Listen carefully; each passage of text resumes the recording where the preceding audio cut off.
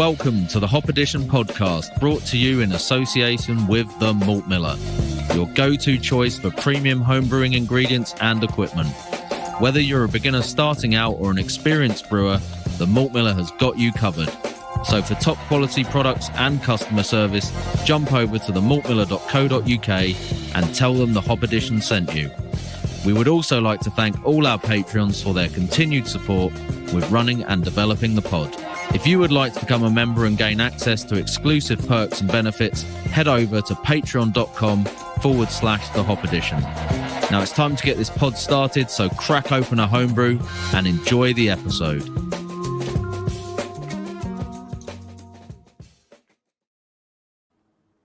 Good evening and hello everyone, and welcome to episode 130 of the Hop Edition podcast. And tonight we're going to be swinging into Christmas spirit with the Christmas special, wishing everyone a happy new year into 2026. So tonight I think you can expect some big beers, some laughs, and also we're going to be just reflecting on the last year, what's 2025 given us, and just having a little look in the rearview mirror and having a bit of joy in that respect. And just a big one, hang around, because it might just be the season of giving.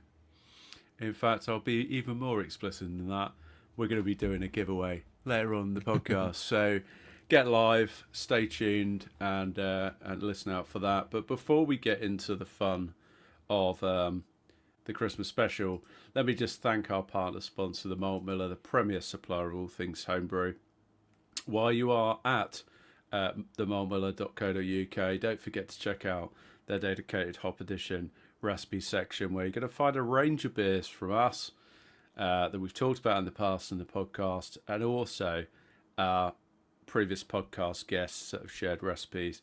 So the Malt Miller currently has 20% off crisp malts, or I think more specifically crisp Marisotta, and also some savings on all of the hop pellets across the site. So go check out those discounts. There's also discounts on the Indie Beer Fridge, so stock up whilst you can for the holidays. I think from what I gathered from speaking with Stiffo, last orders for delivery before Christmas is pretty much tomorrow, Sunday, yeah. Preferably tonight. And also you're going to have to make sure that you don't use you're going to have to use the other courier providers. So all that said, guys, I'm looking forward to tonight. It's been a hectic year. It's been a year of interesting developments for the podcast. We're still here. We're on episode 130. Still loving life. The hombres are drinking. Talking about homebrew. It's been good. So how are you all doing tonight, guys? Very well, thank you very much, Owen. Glad to be here at the end of another year, and pretty proud of all the stuff that we've put out this year, to be honest, despite a few little forks in the road along the way, shall we say. So yeah, big part. Sure, we'll get to that. We'll get to that. But I'm okay. I'm holding it together now that I've got a beer in hand after last night's shenanigans. As usual, you know me. I had my Christmas...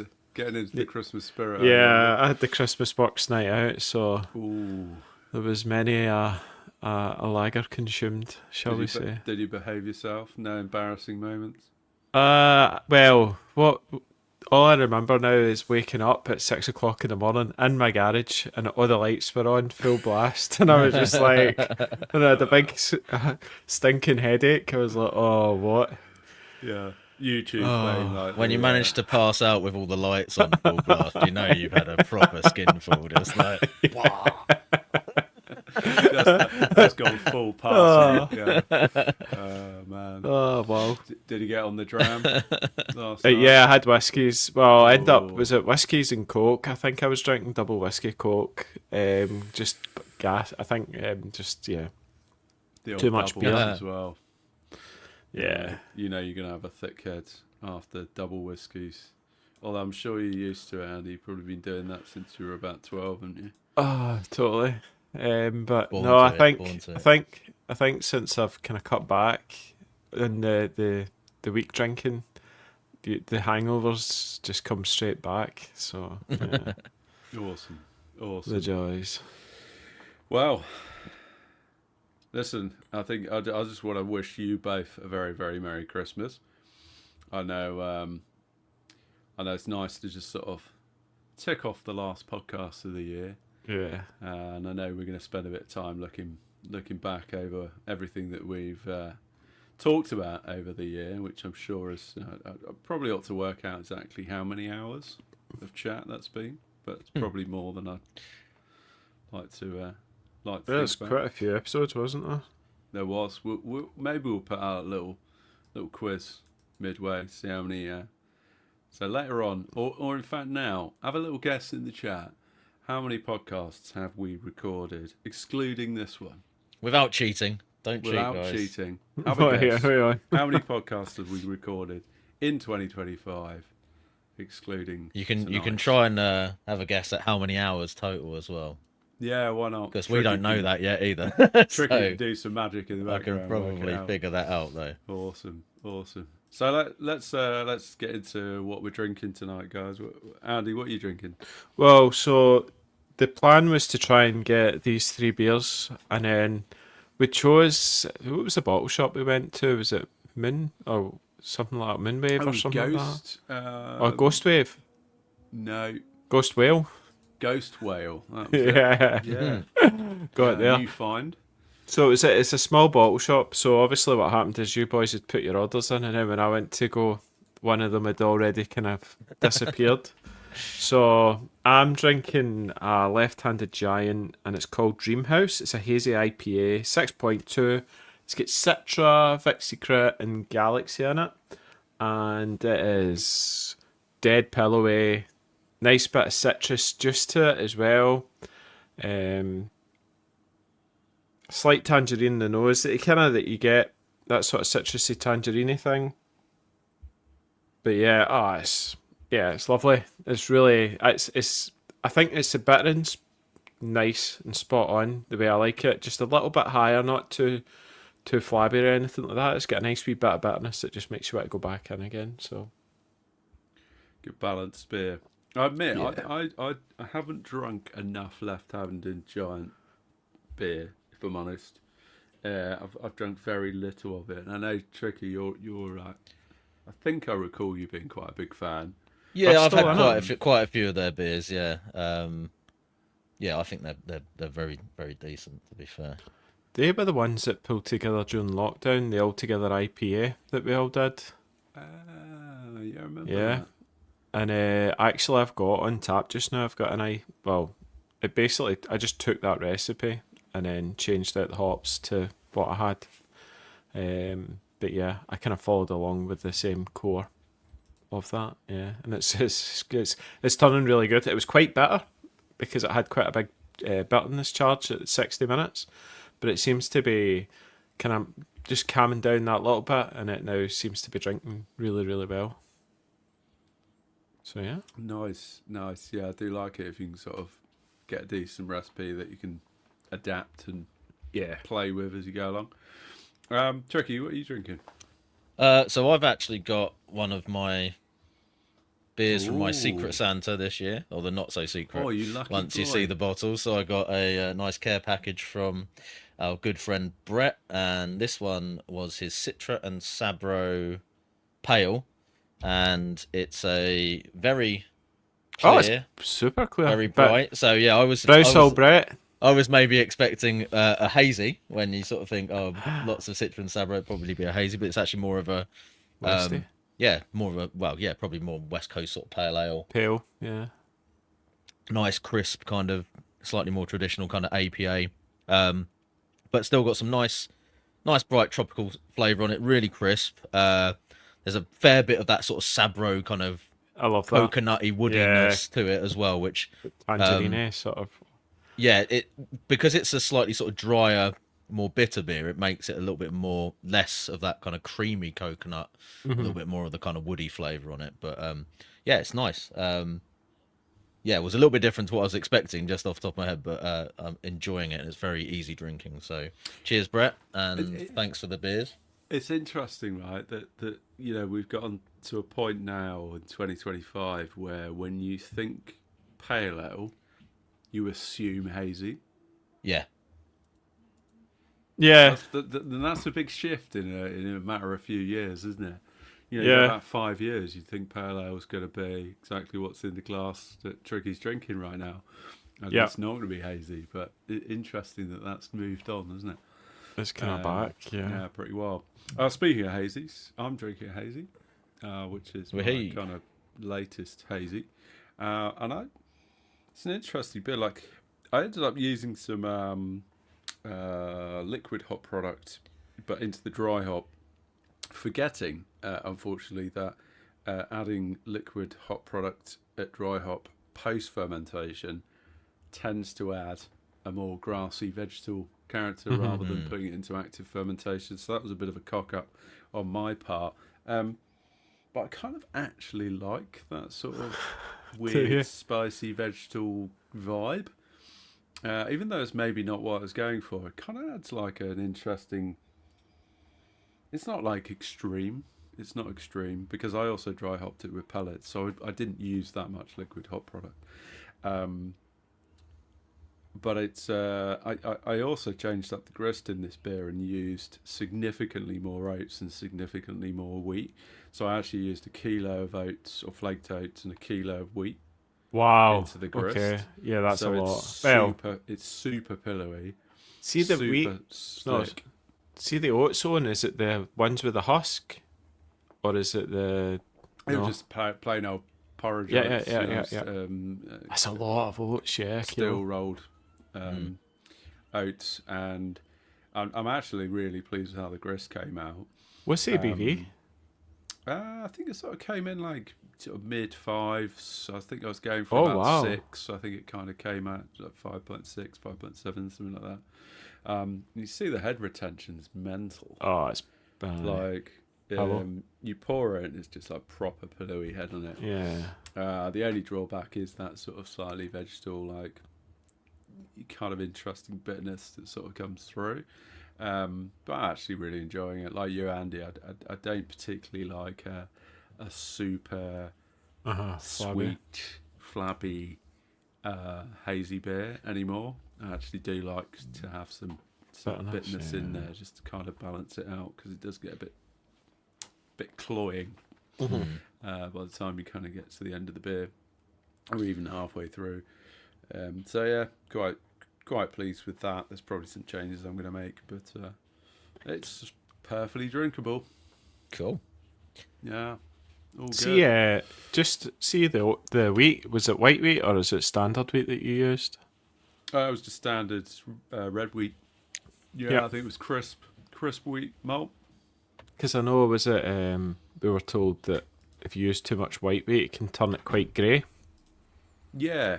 I don't think I've really seen that in this instance, but when you consider that, like, you might make a Hefeweizen that's going to be upwards of 50% wheat. Yeah. I'm not really sure whether that really stands true. Maybe it's different for red, is what I'm thinking. Maybe the is a thing with the Chateau Wheat Blanc stuff. Is the issue. I think most wheat malt is just red wheat, right, rather than white. Yeah. So I don't know whether, like, you know, it's the combination of things that might make it go a bit grey, rather than just the pure grist percentage. But yeah, I don't seem to have had any issues. I was quite pleased with the colour. Yeah, I always do kind of envy a lot of the commercial breweries where they can they just really nail that, like, super luminescent, almost like yellow, like, or like a really lovely orange colour in their hazy beers, which I can kind of sometimes emulate, but never quite get there. But maybe it's also just good lighting and good photography. I don't know. I think there's definitely an element of that. Who knows? So yeah, if anyone has been following along with the socials, and I guess there's a bit of an apology to be made here as well in terms of like the fact that we posted out around some beers that we were going to buy, and we were going to do a bit of a drink along. However, I think we picked a bunch of beers that were actually not really particularly well stocked. So people might have really struggled to get hold of said beers. But we've got some beers to get through. So guys, which beers are we drinking? Well, yeah, there was issues with the stocks to the point that not even all three of us managed to get the same ones. But that's what I was saying. the idea was that we would have the Kiwi Aura from Left Handed Giant, which is a West Coast IPA with New Zealand hops in it. Clayton Hops are a New Zealand hop grower or supplier. Nice. We've Looking then forward to that got the Arpus TDH, triple dry hopped, I presume that means. Superdelic, Nectaron, Mochuika, and Citra double I'm looking forward to IPA. that sounds good. That's gonna be a bit of a monster. And just to make sure that we step the ABVs up Even consistently through the free beers, we've got a Rivington 8%, Brewing Company Imperial Stout coming in at 10.5%, and this one's Collab. probably the most sort of Christmassy one out of the three that we've got, because it's aged in Islay is it Islay? Islay, Islay barrels, but also treated with cacao nibs, vanilla, orange peel, and cinnamon. Heck yeah. Christmassy vibes from that little combo And that's for a me. collab with Three Sons. Yes. Yeah. Yeah. It's the American brewery. I Yeah, think it's 'cause the that's, American one, I can't quite read the writing on it because it's so small. Florida, maybe? Yeah, Three Sons from Florida. FL, It's yeah. easier on the back. The- Awesome. So yeah, I'm that's, looking forward to that one. that's what we're working through. So I I think- probably, sorry, I should have mentioned when we were talking about Secret Santa. That's one of the little extra benefits you get from being Oh, yeah. one of our Patreon members, because that's done via the Patreon Discord. Set up a little thing on Elfster, and basically a bunch of people on there have all exchanged beers this year via the Elfster Secret Santa app. So that's pretty cool. Seen some really awesome Secret Santa care packages Folks are going out this super year. generous. Loads of extras going in. So yeah, I not got just- a T-shirt not as just well. beers. Sometimes you yeah, get some yes. merch and even like mad. hops. I think you sent some Yeah. hops out to somebody, didn't you, Andy? So I sent Citra, yeah. I sent that. See that the Citra that we'd got, the super, the stuff that just is just so oily and amazing. Yeah, I sent that out. Yeah. Oh, good Yeah. on you. Good on you. And also, just big call out that, broadly speaking, the bottle art this year has been like that game has been up there as well. Teddy, some man. amazing, Teddy's bottles are insane. yeah, Your brew ones. yeah. Ted's Yeah. got an eye for can design, for sure, which is pretty cool. Very nice. Yeah, So, others like Brooksy taking a slightly more minimalist approach, but we've all got our own style. well, Is it's that the old Brett the approach with the dot or something like that on it? If you've got a red dot, Just a number written on the top of the oh, can. it was the numbers, wasn't it? Yeah, that's right. Yeah, Brooksy's Otherwise, beers were completely amazing. they were very good, weren't they? They were Yeah. very good. Well, I got mine a bit late because my pack did a little bit of a detour because he put the wrong number on the house for him. So then, in fact, he managed to put a number for a house that doesn't exist on my street, and then they went back had to go back to him and then came back out. But we got there in the end. So I haven't actually tried any yet, but maybe I'll crack into one. Oh later wow, on. yeah. For a truce. Black Yeah, Lager. there you go. See Yeah, the Black Lager one. That was my. Oh mate, they're all. I'll mention they're that all later. excellent. Yeah. They're all But excellent. yeah, it was nice. I had the Jaipur clone last Oh, night. yeah. That was very good. They're all absolute bangers, mate. I had that with the one that was good to know. done on the Burton Union. The one that Weight Loss sent us. Yes. Yeah. The Weight Loss Brewery one. I had them both side by side, and it was amazing actually trying them both together because you can tell like the Wheatlow one, you could see what that process was doing. It was making it all softer, like all, and it had like a kind of more softer, fruitier sort of thing to it, because it had been through the Burton Union.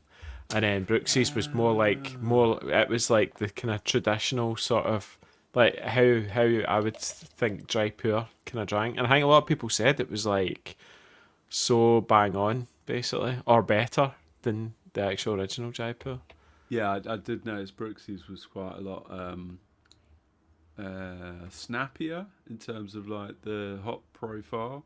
Yeah, and Baggers was a bit softer, but I didn't realise when I was drinking Baggers Jaipur that it had been through the Burton Union set. Yeah. Yeah, I didn't realise that. I wish I paid more attention to that point, actually, which it was cool to drink them side by side. It was I bet. Yeah, I bet.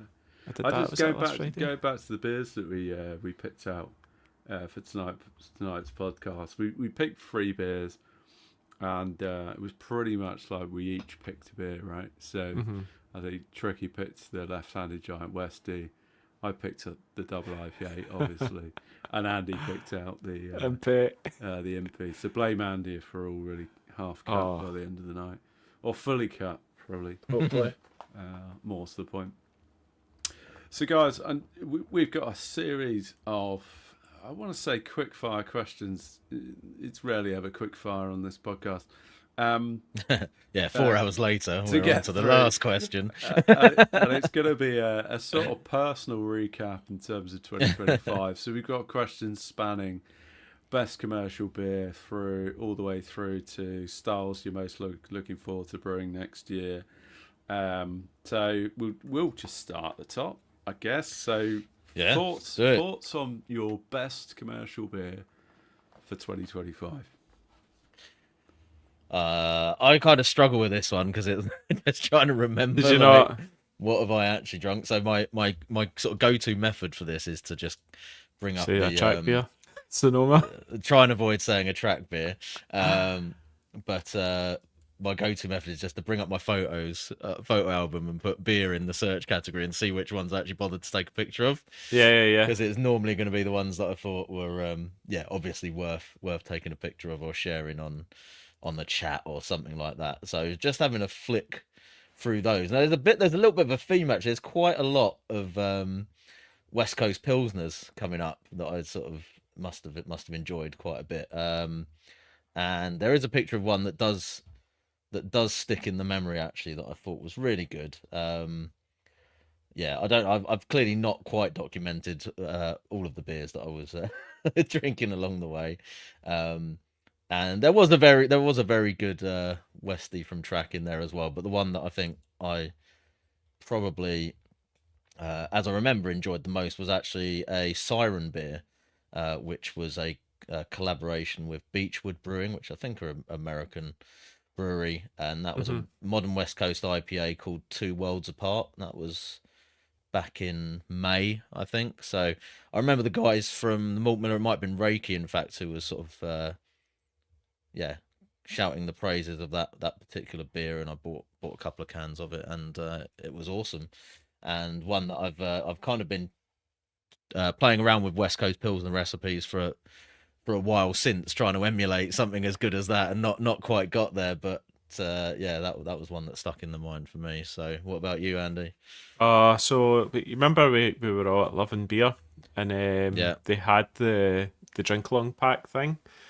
And there was this one, it was called, was it by Pipeline Brewing? It was called Guava Lava. It was like this, like, absolute fruit bomb sort of sour beer. Okay, yeah, nice. And that was absolutely stunning, I thought. I seemed to be on that sort of love a good fruited sour type. So, yeah, that was pretty insane to be honest. But the other, I mean, the one Jack did, the zip off, what was it? Zip off trousers, that was pretty damn good as well. But no, I think for me that was the standout. There was definitely a few contenders on that lineup though, wasn't there? Yeah, to be fair, there were some really good beers. Really. Good couple of good shouts from the chat as well. So one that I agree would definitely have been in my top 10 of the year, that's for sure. Brett says the Thornbridge Burning Sky West Coast IPA collab. Oofed. That was a cracking beer.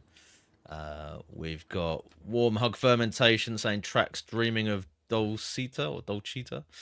Don't know if I actually, don't think I did I've tried that beer, so sad to have missed out on that one. Not heard of that hop variety either, because the Dreaming of series is like a single hop beer. Have any of you guys heard of that hop? No, Dalcita. No? Okay, is that a new one that's been must renamed be. or something? Yeah, I've not heard of that at all. I think it is. Interesting. Possibly. Yeah, keep them coming in. If you guys have got your own beer of the year, commercially speaking. What about Owen? What was yours? Yeah. Beer of the year. You're muted at the moment, Owen. Oh, sorry, guys. I was trying to eat some pizza, shamefully. Poor time management this evening. It's always a tough question to answer, isn't it? So, personally, I'm not one of these people that logs all the beers onto whatever shitty app that is people use. So I just use my very poor memory. But thinking back to LCBF in the summer, I remember just going back to one particular beer, which was Braybrook's smoked Pilsner. Oh, that's a good shout. That's a good shout. That was absolutely next level. Very, very enjoyable. And also, I think actually a bit of a shout out to Maverick. I think his mango sour, yes, was pretty flipping good as well. Banging, yeah. If I had a subcategory for my favourite sour beer of the year, 100%, I would down give it to that one. That drink along pack we got off him, I was shocked at how good all those beers were. Like really good, super drinkable. In that time period, the quality of the beer really massive. shifted in the right I direction, think that concentration on pH, I think's kind of elevated it. Like the clarity and flavour and stuff. I think that really, everything was banging. Because I was looking at the fridge there, because I normally put up the stickers of the beers that I really like, and that Luma was up there. And I think I can't remember if it was Big Bird or not, but yeah. What was the sour called? It was Smoosh. Smoosh. That was it. Yeah. That was beast. Very, very good. And I can't remember what the Braybrook beer was actually called. Do you remember, Tricky? I think it was just called like Smoke. Yeah, I'm not sure they gave it something, wasn't it? A name as such. Just literally said what it was. Yeah, it resonated with me so well. I didn't pay any attention to the name. Was it a smoked Keller beer? Maybe might have been a smoked Keller. Or was it a Pilsner? You boys gonna do any smoked beers next year? Yeah, have you done any this year? Planning on doing one. I've not done any. No. Yeah, I'm gonna make one over Christmas.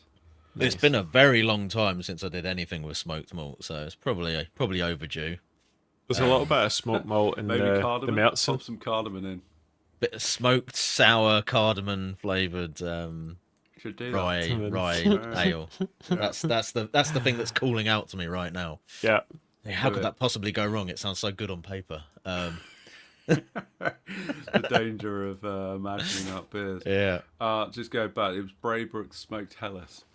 Oh, wow. We were both wrong then, so it wasn't a wasn't a Keller or a Pilsner. Yeah. It was a Helles. Yeah, that was a lovely level of smokiness on a beer like that, because I think it's obviously can be quite a divisive flavour, but it was so clean. It was so crystal clear, really nice, so crispy, and beautiful brioche. It was like a beautifully cooked slice of smoked pork off a plancha wedged between two pieces of brioche bread. That's how I best describe it. On a really crisp. It's taking me back there. It's such a Marmite flavour as well, isn't it?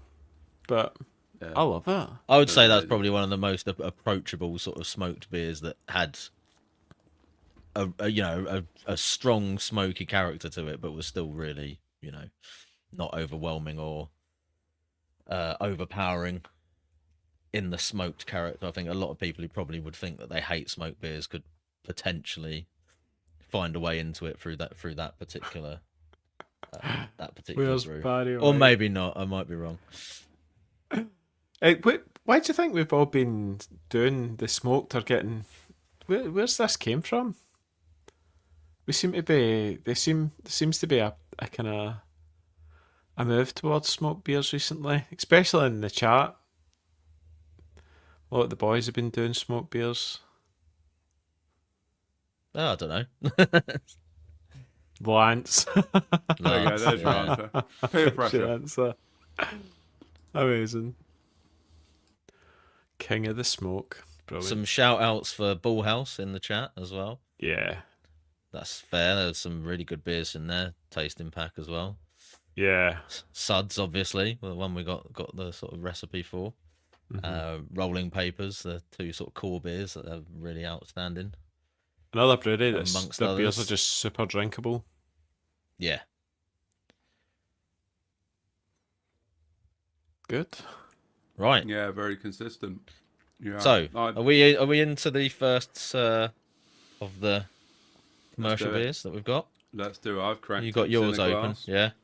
Well, you were already drinking the. I was Left-Handed already Giant drinking when it, you were doing yeah. it. I didn't realise these guys were doing a homebrew first. That's Tricky. all right. Can we can we introduce the nerdy bits off the can? Oh yeah. I know it's sad, but I think a lot of us enjoy reading that So, that stuff. I suppose, yeah. Yeah, quite a bit of information on this one actually. Yeah. So we have as I said before, this is a West Coast IPA at 6.8% from Left-Handed Giant, featuring New Zealand hops from Clayton Hops, and it's got Nelson Sauvin and Motueka, as well as, What a combo. I guess, what are experimental hop varieties from this particular supplier, CIP 014, and the equally snappily named CIP 076. And yeah, Memorable. no idea about what those hops might be doing at all. But the rest of the can tells us that they're showcasing the unique terroir and dedicated growers of New Zealand, brewed in collaboration with Clayton Hops. Clayton are from the Tasman region, the largest hop grower in New Zealand, harvesting from over 1,300 acres. Their innovation project is producing exciting new breeds, which is presumably what has turned out these CIP hop varieties that are included in this beer. And yeah, apparently CIP 014 is super high in thiol precursors, so has unique biotransformative properties, as well as the classic New Zealand Sauvignon character, while 076 high oil content lends a fragrance of orange blossom and ripe peach. General descriptors for the beer at the bottom: bright pink grapefruit and lychee. What do you think about that, Owen? Oh, I love know. it. I Yeah? bloody love it. But it's led the jury, isn't it? You know. Yeah, But I am definitely getting a lot of lychee on this beer on the nose. yeah. I was trying to place it, and it was kind of like it's like a tangy sort of Super tropical sort of lychee. thing. Is it that kind of rose thing a little bit? No. Yeah, there's like a combination of sort of very subtle tropical and rose combination that kind of makes lychee. Yeah, it's quite floral, And actually, it does isn't it? smell just like lychees. It's mental. That's funny. I know lychees quite well. I'll tell you a little story. I was travelling from Laos to Vietnam, which is by bus. By bus. It's a notorious crossing of one country to another. It's very few points at which you can cross the border. Very long coach journey. Anyway, we get to the border, and what I hadn't thought to do was to get any of the Vietnamese currency, and in fact, I didn't really have any money on me at all. Was this your gap year? Wasn't well prepared. If you want to call it that, my gap year. Gap year. Gap year. I went backpacking. It was fun. And I remember enduring like a 24-hour coach journey, and the only thing I had to eat was a bag of lychees. That was it. There you go. That's literally all I ate for about 24 hours. I had no money. And then a violent dose of diarrhea immediately afterwards, probably. No, thankfully not. That's how you can. But I was fucking No. hungry. So I actually, for one reason or another, very familiar with the taste of lychee. Yeah, I was going to say, yeah. Having sort of really embraced that for a period of time. So yeah, fun little anecdote for you there. There you go. Cool. I thought that was worth sharing. So what do you think about the beer more flavour-wise as well? More lychee on the flavour? You guys sold in this beer. You're not really selling it. It's not. Oh no, I think it's great. Yeah, all right, smells okay. awesome. I mean, I would say like because of the style, it's not necessarily as aroma pungent necessarily as what you might get with a really big equivalent hazy. Yeah. Look, the one the one I've got, it's like, it's good. Proper. But all the amazing aromas are there. And what's nice is you do actually get like a nice malt aroma coming through the beer as well. Oh, that's good. It's got a good, decent whack of bitterness. It's not sort of super high resiny bitterness. More in the kind of modern West Coast kind of vein, and really nice quality of bitterness as well. But yeah, quite crisp and clean bitterness to it. Hides its strength for sure. Yeah, that's you could be persuaded that's sort of like a session IPA or session pale almost, and get yourself in quite a bit of trouble with that actually. It's definitely like there's a bitterness quality to it, or a flavour to it that's kind of very like grapefruit rind. Yeah, I was gonna say that pithy sort of citrus Piffiness. bitterness, isn't it? Yeah, not super pithy, just like a nice subtle pithiness to it. Yeah. Excuse But me. I get that pink grapefruit thing now on the nose. That super pink grapefruit. That's all I'm getting now. I'm not getting lychee at all. I'm just getting pink grapefruit. I think you get on the flavour. There's that sort of sharp gooseberry note on the back end a little bit as well. Almost takes it into a almost slightly berry-like character.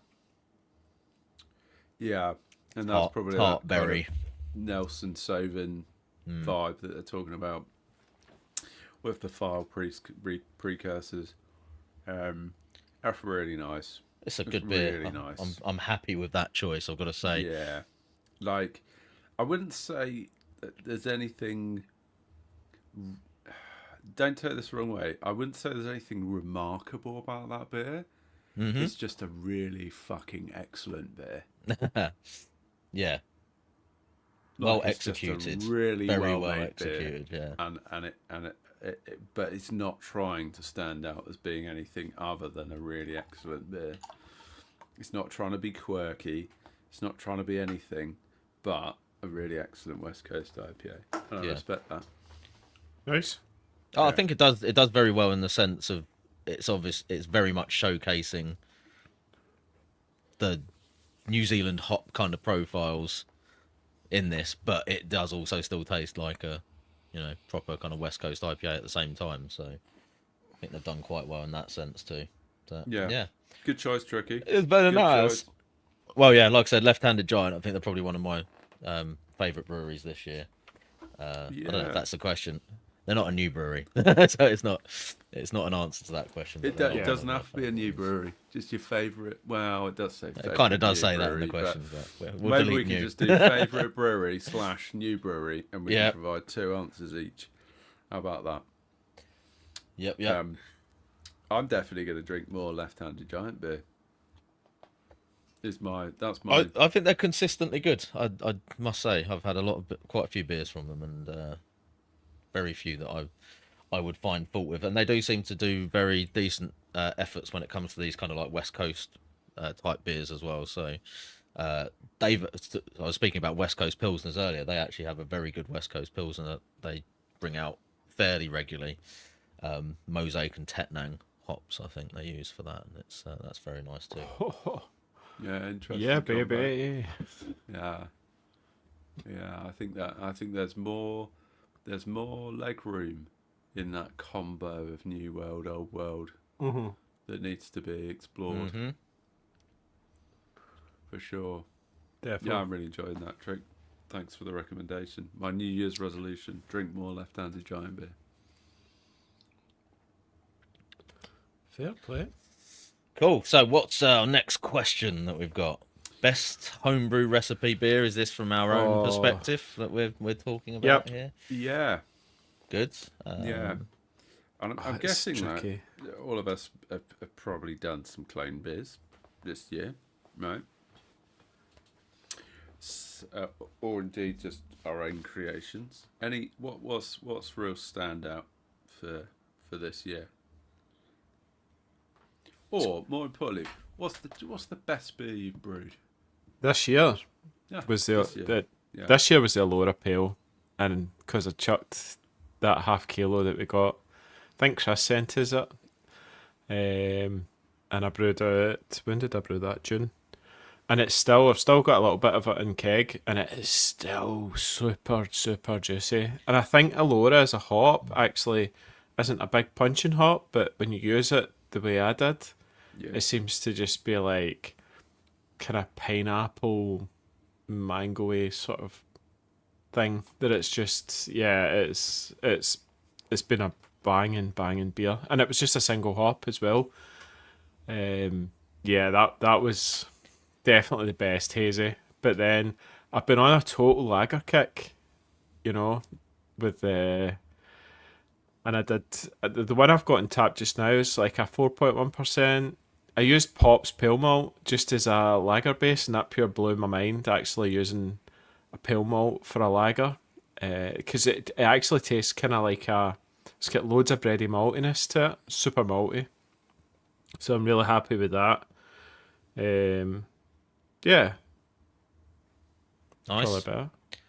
I think it was kind of the year of decoction kind of getting explored for me, and again, a lot of lagers being brewed as well. So similar to Randy, I've been on a bit of a sort of lager journey this year, but experimenting with decoction to a reasonable level of success in most cases. And I think probably an example of that, which I think would probably be fair to say is probably the best beer that I made this year, was a rebrew of my Smells Lagery beer, but with decoction added into the process, and that one got me a gold at Lager Than Life, and was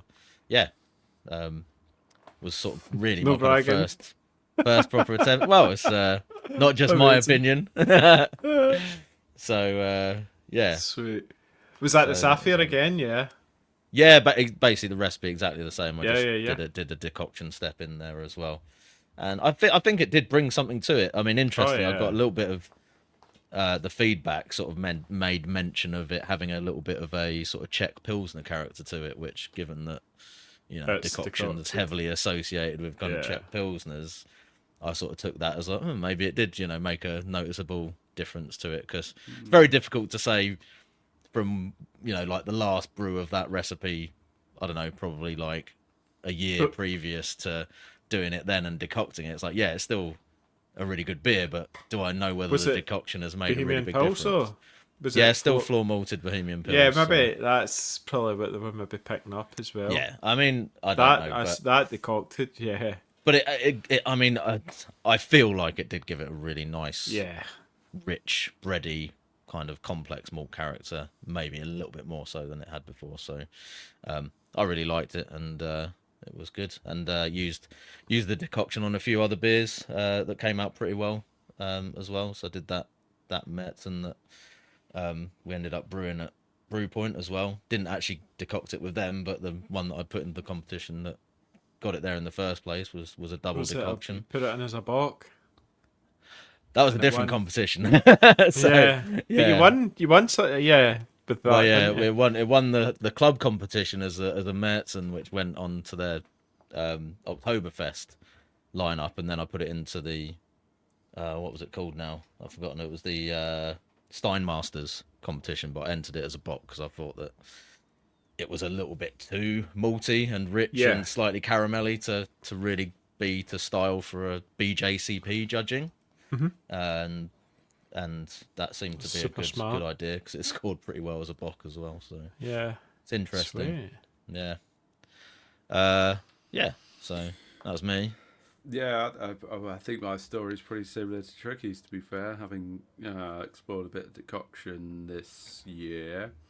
I think for me, like my New Zealand Pilsner, probably the second brew, which I then single decocted, which I've still got on tap now, but I took to London Beer. I thought that so I was had that, probably yeah. one of the best beers I made this year. I think actually, if I was to look at my clone recipes that I've done, which are, there are probably only 2, maybe 3 this year, that I made a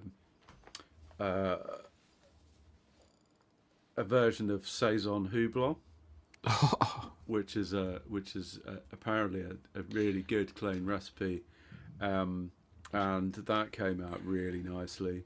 I Burning was very Sky. pleased with that. Yeah, Burning Yeah, Sky, baby. Saison Houblon. So if anyone really enjoys enjoys a saison, but for anyone that wants to try and get into saison, I think that's a great recipe. If you can get the right yeast and ferment it relatively cold, it comes out as not being too offensively saison-esque. So it's not going to be super peppery or super phenolic. And I was really pleased at how that beer came through.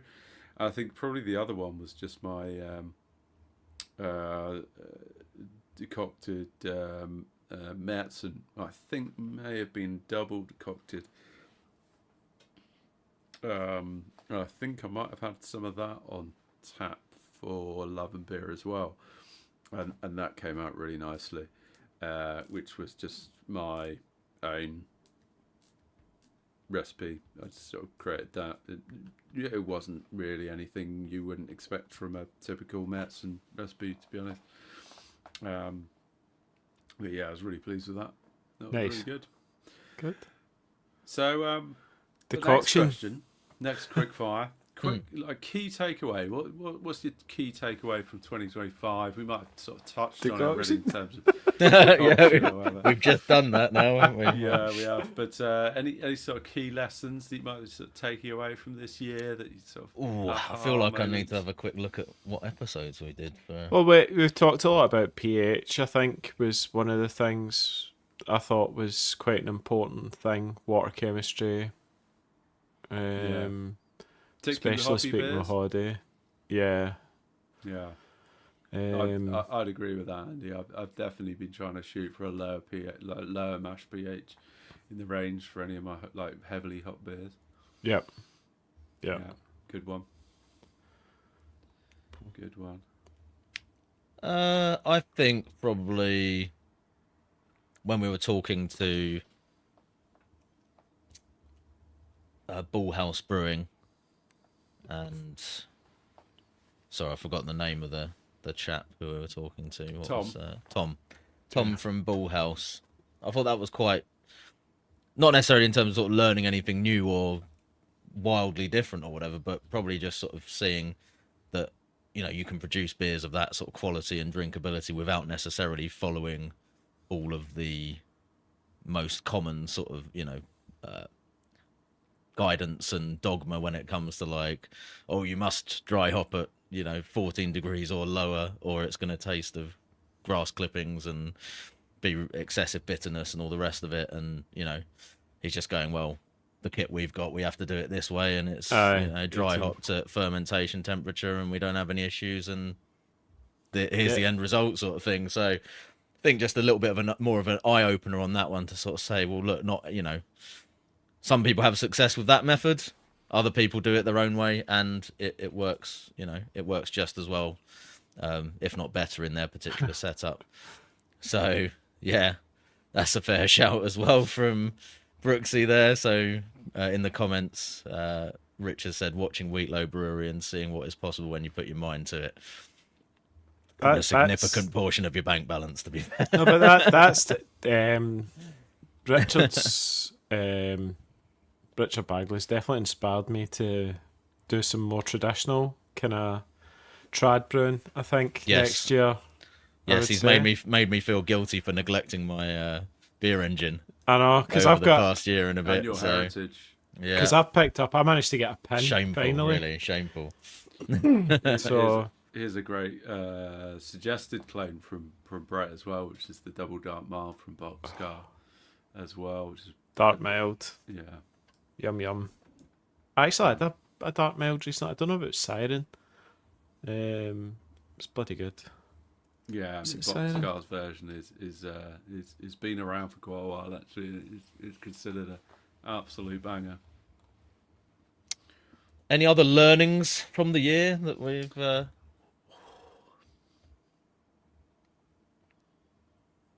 No, it was Track that had the dark mild. The problem with drinking on all these podcasts is that we've struggled to retain any of the information from the.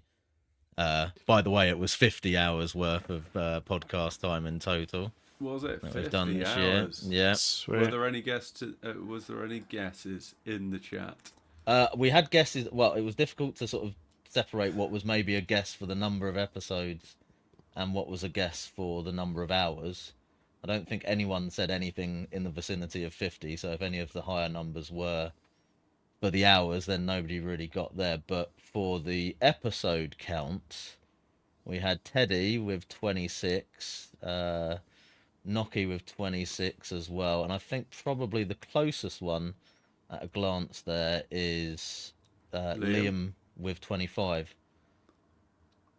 And what was the actual number of podcasts recorded? We try to do it every 2 weeks, don't we? So excluding tonight's podcast, we were up to 23 so far for this year. Yeah. So yeah, just shy of one every couple of weeks, generally speaking. Yeah. Yeah, because things like Love and Beer comes up, where we'll do that instead of. But then I think we try to wrap as many around it as well, so it was a busy time. Yeah.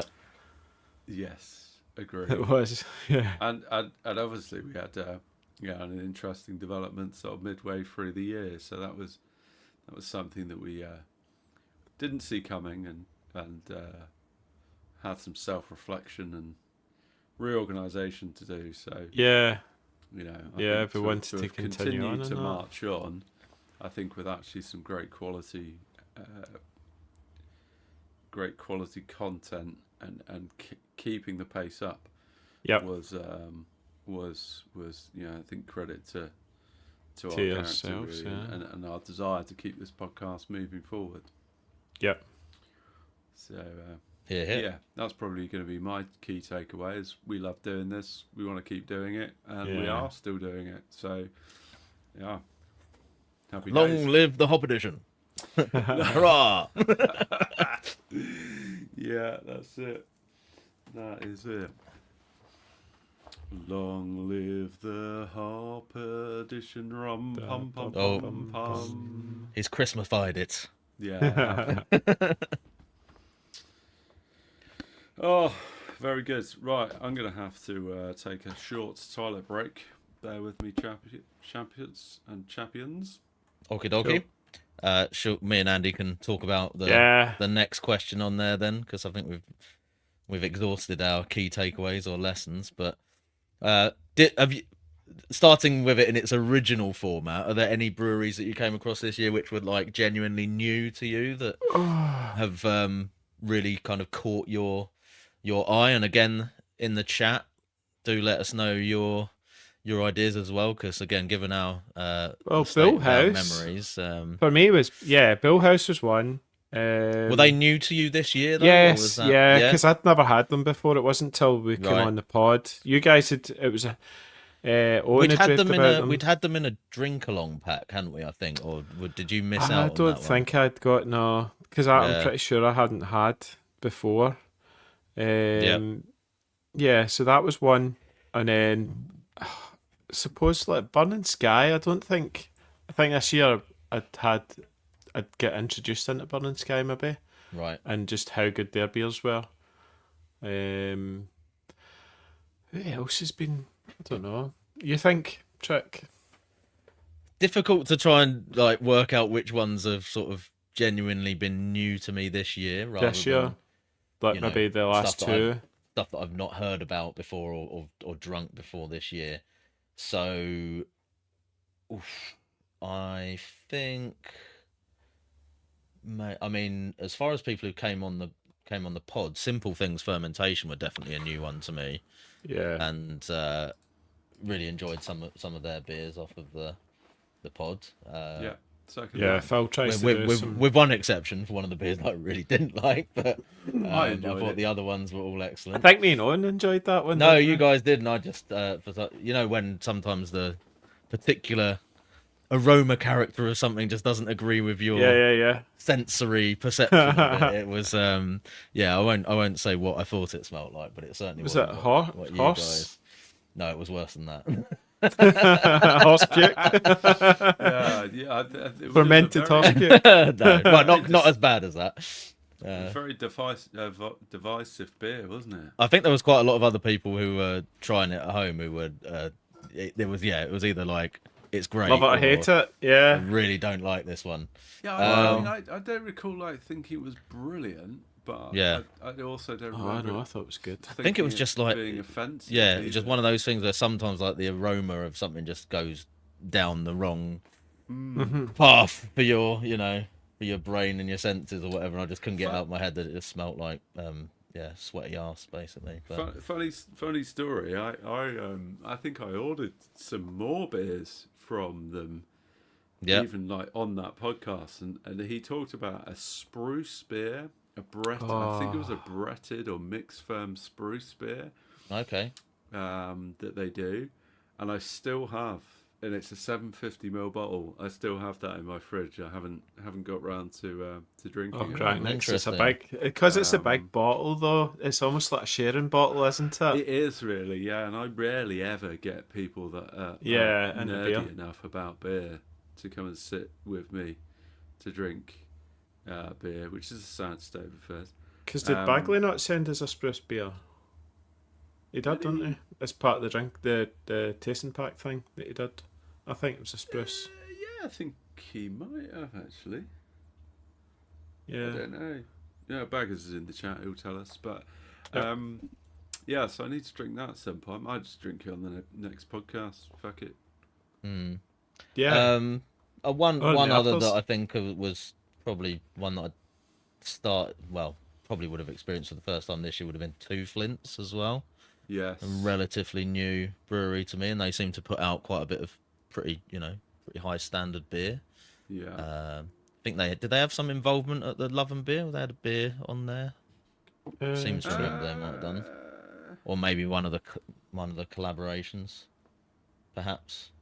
I might be getting confused. I know that Craft Beer Channel definitely did a video with them this year, but I don't know whether. Ah, that was- right. No, was it was Red part of Willow, that or not. Howlin' Hops, Drop Project, Fierce, Pipeline Brewing, Utopian, Rivington, and Barron? Guess not then. I think for That me, was like what's in the case. one of the breweries that I kind of got into a little bit was a Cornish brewery, whom the name escapes me, which is, let me find it. What's it called? It's near. Come back to me.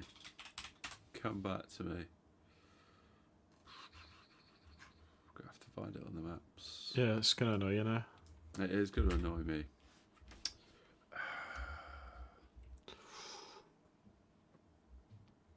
I'm gonna have to find it on a map now.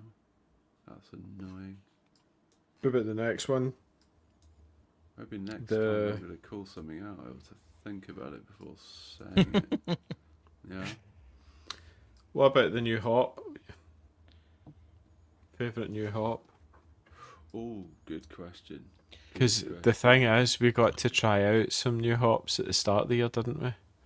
Yeah. With Charles Farham. Yeah, kind of more like new hops, but like not new hops, right? 'Cause Not you hops can't that really you could then get go them. and buy. So Yeah, yeah. you Yeah, can't yeah, buy yeah, them. yeah. So like, Oh, another shout out for the new breweries. One of our guests, Small Batch Brewing. Oh yeah, Danny. Yeah. His beers were great, and yeah. I hadn't tried them before the podcast. There you go. We got the old pint glass. I've got the glass. Yeah, quality glassware as well. Ah, Not sure where that found pint it. glass Danny's is. Actually, beers I are- need to find that one. But... Danny's beers are insane. Like, Yeah. if you want something that's saturated in hops, like Danny Yeah, just he got doesn't- like that doesn't fruit skimp salad on thing. the- No. Doesn't skimp on the hopping rate for those at all, does he? Yeah. Wow. Yeah, if you Yeah. want proper juice. I really enjoyed chatting with him. He was extremely generous as well with what he sent us, and in fact, I've got his glass right here. You've got it as well. Yeah, Small Batch Brewery glass. I didn't get the memo. I Cool. didn't know we were supposed to be drinking No, out of but this come glass on. this evening. Yeah, no, I picked on. it up because it's one I really enjoy. Yeah, enjoy drinking out. I've found the brewery I was looking for, which was Blunt Rock. Blunt Rock Brewery in Cornwall are putting out some really excellent beers. Really enjoyed drinking their beer this year. Yeah. Cool. So that's one of my Awesome. recommendations. I tried go on a more international kind of tilt. Tried KCBC beers for the first time this year, Yes. and was like, "Wow, that's what a West Coast IPA is supposed to taste like." Are they an Like, American brewery? stripping Yeah. the teeth enamel off on the first sip, and just resin and pine for days, and super bitter, and absolutely if you- loaded If with you hops. taste any of their hazies as well, I did. I had one of their next hazies level. as well, and it was all of a good standard. But I think it was just the immediate impact of the West Coast I tried from them, which was kind of like a whoa, that's I'm just going to say that's this. proper. The homebrew I was talking about, the IPA I made is it is super pine resin, but I think it's from Simcoe or one of them is coming through and it's got that sort of dank resin, but then you've got the fruits as well.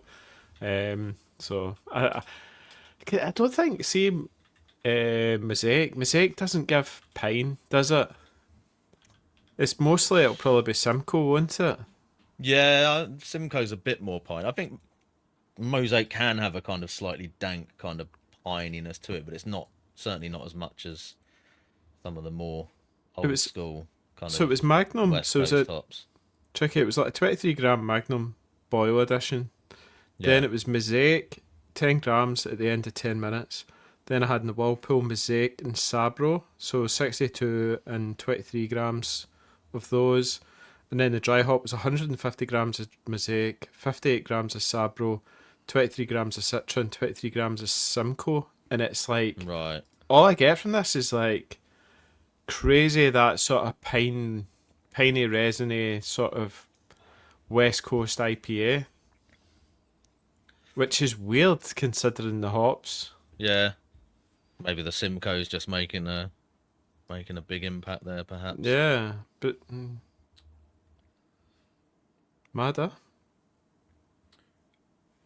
And another brewery that I came across is LCBF, which I was really blown away by, which was just a small stand, but it was called Green Gold Brewing, who are based in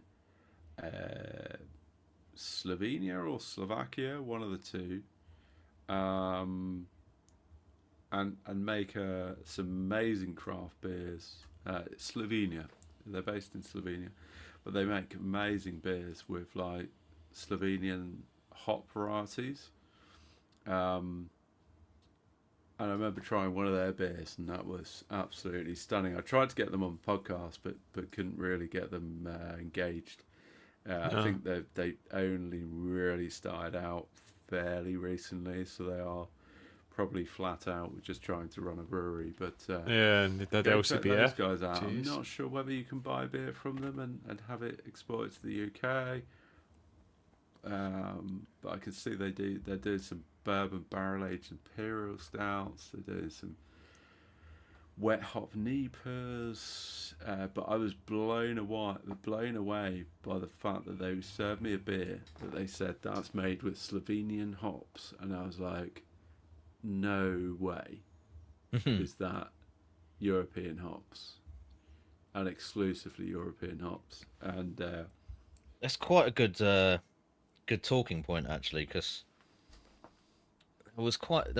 I mean, there probably obviously still is. There was quite a lot of sort of new Slovenian hop varieties around when I was sort of first getting into all grain brewing, and lots of people talking about them. They don't seem to be talked about quite as much now. But this brewery was obviously using them to good effect. So maybe there's a sort of untapped, source there for some really interesting hop flavours. I wonder if you go to those countries and it'll be plentiful, and it's just a case that they're not exported to the UK because the UK's got its own brewing. Probably both your points are true. I think one of the hops that they were using in the beer that we tried was called Styrian Dragon. Yeah.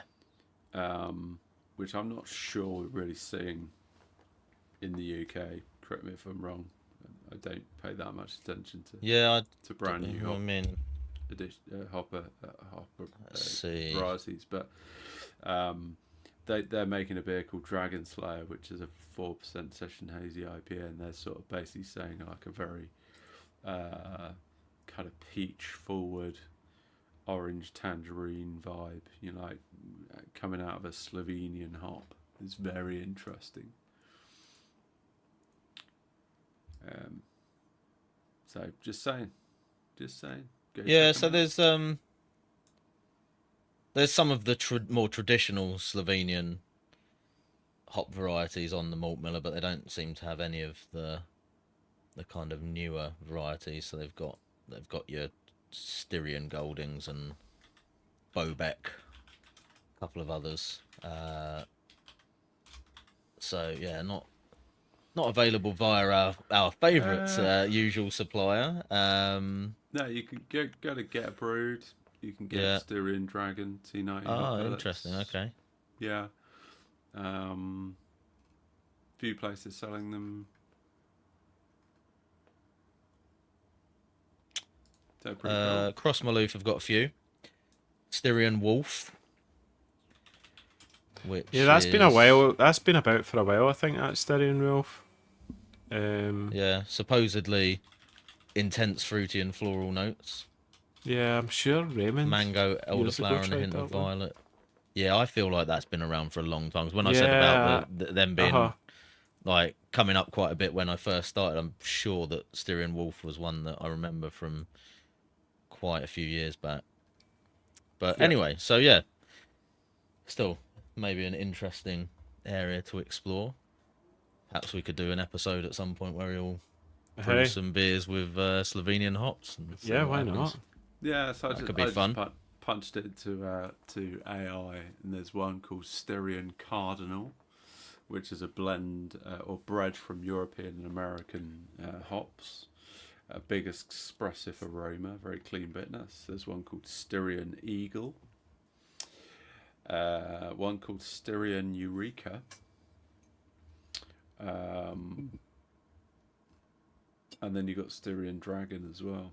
So there are some pretty interesting hop varieties going on there. If anyone wants to go explore that. Yeah. Nice. You boys on the next beer? I've got mine in the glass. Yeah. Yeah. Oh. This one's pretty cool. Wow. It's pretty crazy. Teddy's on to this one already. His reaction there in the chat. Arpus, wee wah woo wah. You seen the colour? It's like milk. Milk. It's very, Oh yeah. very pale, Juice. That yellowy, is- wow. yellowy juice. Hop soup. Yeah. Hop soup in this one. So just to remind everyone, this is the triple dry hopped Superdelic Nectaron Mochuika. And so actually that's quite heavy, obviously on the New Zealand hops there. It didn't occur to me before, but your first three there, Yeah, it's loads of Superdelic lime. Nectaron and Mochuika are all New Zealand varieties. Then obviously your tried and trusted Citra in there as well. Oh, So this is it's actually a collab. So this is Arpus, who are Latvian, and Montreal's Messorum, yeah, because I've never heard of this. Messorum Brassitorium, whatever, a Canadian brewery, showcasing a bold triple dry hop double IPA built on powerhouse hops. Blah blah blah blah blah. Oh, Yeah, nothing much else in there to talk about, but you get a it's pretty thick. intense kind of creamy, Yeah, super fruity, zesty, almost super lime, man. It's Yeah. like, there's kind of like a sort of sweetness behind that though, almost like a sort of vanilla-y. oh, Yeah, actually, yeah, kind of like oat cream kind of. Yeah. yeah, mad oats. Yeah, super thick.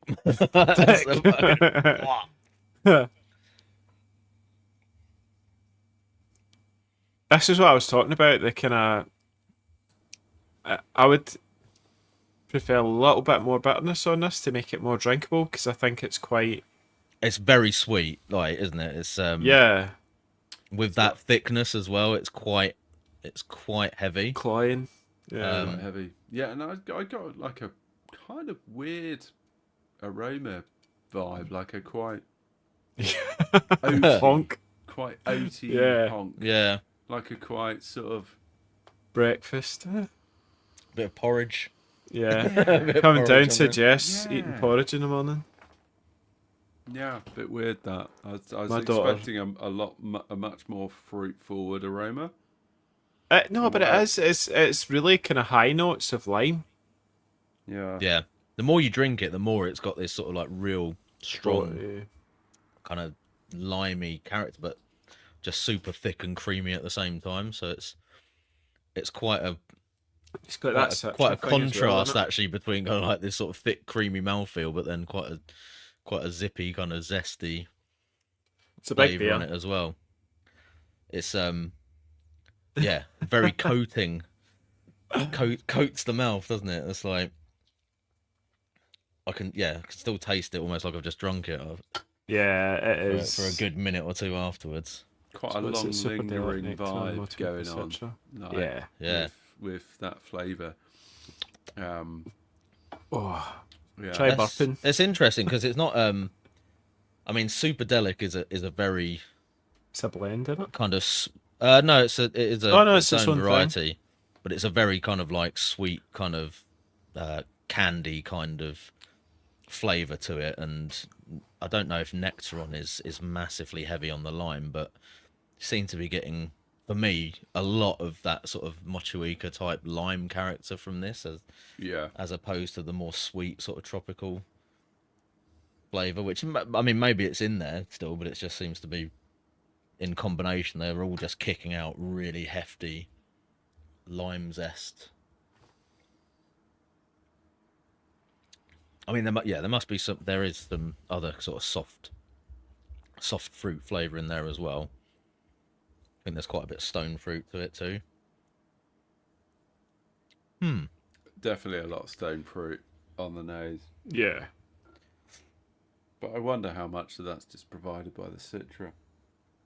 Yeah, And the yeast, maybe. and also yeah. it could be a yeast thing too. I mean, this is the new brewery to me. Both of them are. Yep. Have any of you guys had these before? No. Opus? No. I've had one Arpus beer, Yeah. which actually came with the beers that I ordered from Ghost Whale or whatever, which was from memory, like a 6% IPA type thing, triple dry hopped. It was decent. Yep. Nothing to write home about. I'd read good things about Arpus. Interesting to see like a Latvian brewery. I'm not sure how big craft brewing is in Latvia, broadly speaking, but not heard of the other brewery. So it was a bit of a sort of left field choice. It said Dipper, and you were like, get it. Oh, listen, the list of dippers that were on option, on availability from this place was I think there was probably about 100 to choose from. Yeah. I sort of really just wanted to try something a bit different. There were loads of verdant beers, loads of track beers, loads of barren beers. I was like, I just want to try something a bit different, just to sort of see what might come about. And I'd give it a reasonable rating. I'm not going to be writing home about it. No, I when we were talking about flabby beers, this is probably what I would be talking about. Is flabby, yeah. Well, I don't know. There's a bit of bitterness there. I think it's saved from being too flabby. I think it's still it's quite heavy going. Yeah, it's saved from being too flabby because it does have that really citrus like kind of zesty lime finish, and there is a bit of bitterness that you kind of comes through with that towards the end. But I'd say it's quite drinkable actually. But yeah, it's drinkable. Yeah, No, there is I'm not having a difficulty putting that down. I would struggle a keg a bit. It's not that chewy. Yeah, there's a bit of lightness to it. Yeah, I don't know. Maybe it's more the sort of kind of coating kind of mouthfeel for me or something. Just doesn't make me sort of instantly want to have more of it. Yeah. Do you know what I mean? It's not that kind of like, it's finished nice with a nice sort of, drying bitterness or whatever to make you want to have another sip. School's out on this one. Yeah. School's out on this one. I like it. I think it's a nice beer, but it wouldn't be sort of like a. I wouldn't go back. Listen, that's a 9 out of 10 dipper. Why don't we revisit it after? We'll cover off a couple of questions and we'll revisit it after we've finished the beer. Yep. And then we'll give our final thoughts. Well, one thing we can talk about related to this beer, actually, as we've got the what was your favourite new hops? Couple of relatively new, sort of New Zealand hops in. I think Superdelic is the most recent one. But Nectaron is probably fairly new to quite a lot of people as well. Yeah.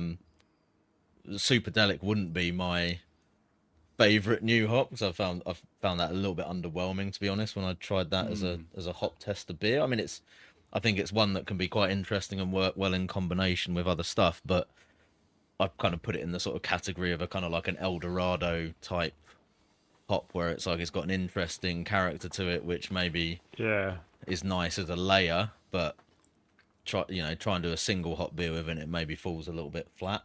Yeah. We've had quite a few people in the chat mentioning Crush. Yeah. And do you know Brewdog? Brewdog that's changed a good Punk. shout. Punk's now got Crush in it. Yeah. Ron mentioned that actually and was kind of like alluding to the fact that we might not see much of it going forward. Yeah, because Brewdog's now, if they've contracted it, because I don't think anyone could get hold of Artanum. Artanum, yes. Artanum. Artanum. Yeah. So because that was used in Punk or something. And Thornbridge, Jaipur. Jaipur's got it. Because it was Martin Dickey, I think, that helped create Jaipur and then took it up to two of the Brewdog, biggest UK craft beers for quite a while. Would have been. So maybe we'll get a Tannum now. Maybe, yeah. Probably. Now but have you tried New Punk yet? You probably haven't. No, I tried it last Friday to see, and it's so it's a lot cleaner, I would say. I don't know. It just seems to be more of a kind of mass consumable drink now, in a sense, where it's got that nice kind of sweetness sort of thing from the crush. You know, like crush is like that kind of candy thing that it gives. So I think it's more like the kind of wingman.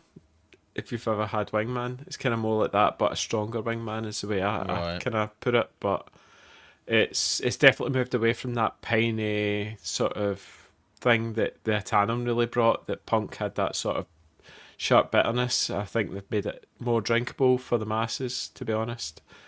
That's So a it depends shame. if you like. I don't know if you like it, then and it sells better, then cool. Because Crush is a really good hop. I think clearly it's just Brewdog stepping into the. Brewdog lost a lot of money this year because they think Punk's not selling that well. But I think that's just other factors, to be honest, rather than the I'll beer. maintain that I think Brewdog have a very limited lifespan. You think? I don't think we'll probably see Brewdog around for fast forward 5 years. I'm not sure you're going to see Brewdog. You think they'll around. go liquidated? Wow. Yeah, I think they're too heavily geared. I think they played a very big game, peaked, and they owe a lot of money to other companies, and Wow. I think they are making at best mediocre beer and trying to compete with the big dogs of macro brewing. I just don't, and I think all they've done is gone like change the recipe to try and Well, make it more middle of the road. they're I'm just losing not sure tap that's helpful. space in like other people's bars all Right. over the place, aren't they? So I mean, obviously they've got their own bars, but Yeah, they're shutting. the amount of beer that they're not selling because it's not on tap anymore in your Weatherspoons and I mean, actually, I don't know whether it has been taken off tap in Weatherspoons, probably not. No, But- it's probably still there. But a lot of other bars and stuff. I think there's been quite a few stories recently about how it's been massively dropping off, and that's going to be a huge impact on their business because they're not going to be able I to really like- run at that scale just through their own bars and selling cans in supermarkets. See, they had that new Wingman Pale Ale one, and I really like that. But then they've got like Wingman Lager as well, and it's like, why are you confusing? There's a confusion there now, Yeah, where you've got this lager, you've got this name now where you're using Wingman, and then you're putting different sort of beers on it. So like Dell's definitely bought the wrong stuff, thinking he was buying the pale, and he went and bought the lager and stuff, you know. yeah. Yeah, that's just confusing. That's just poor marketing. Yeah, I think they've just stretched themselves thin. You know, they're selling beer into airlines.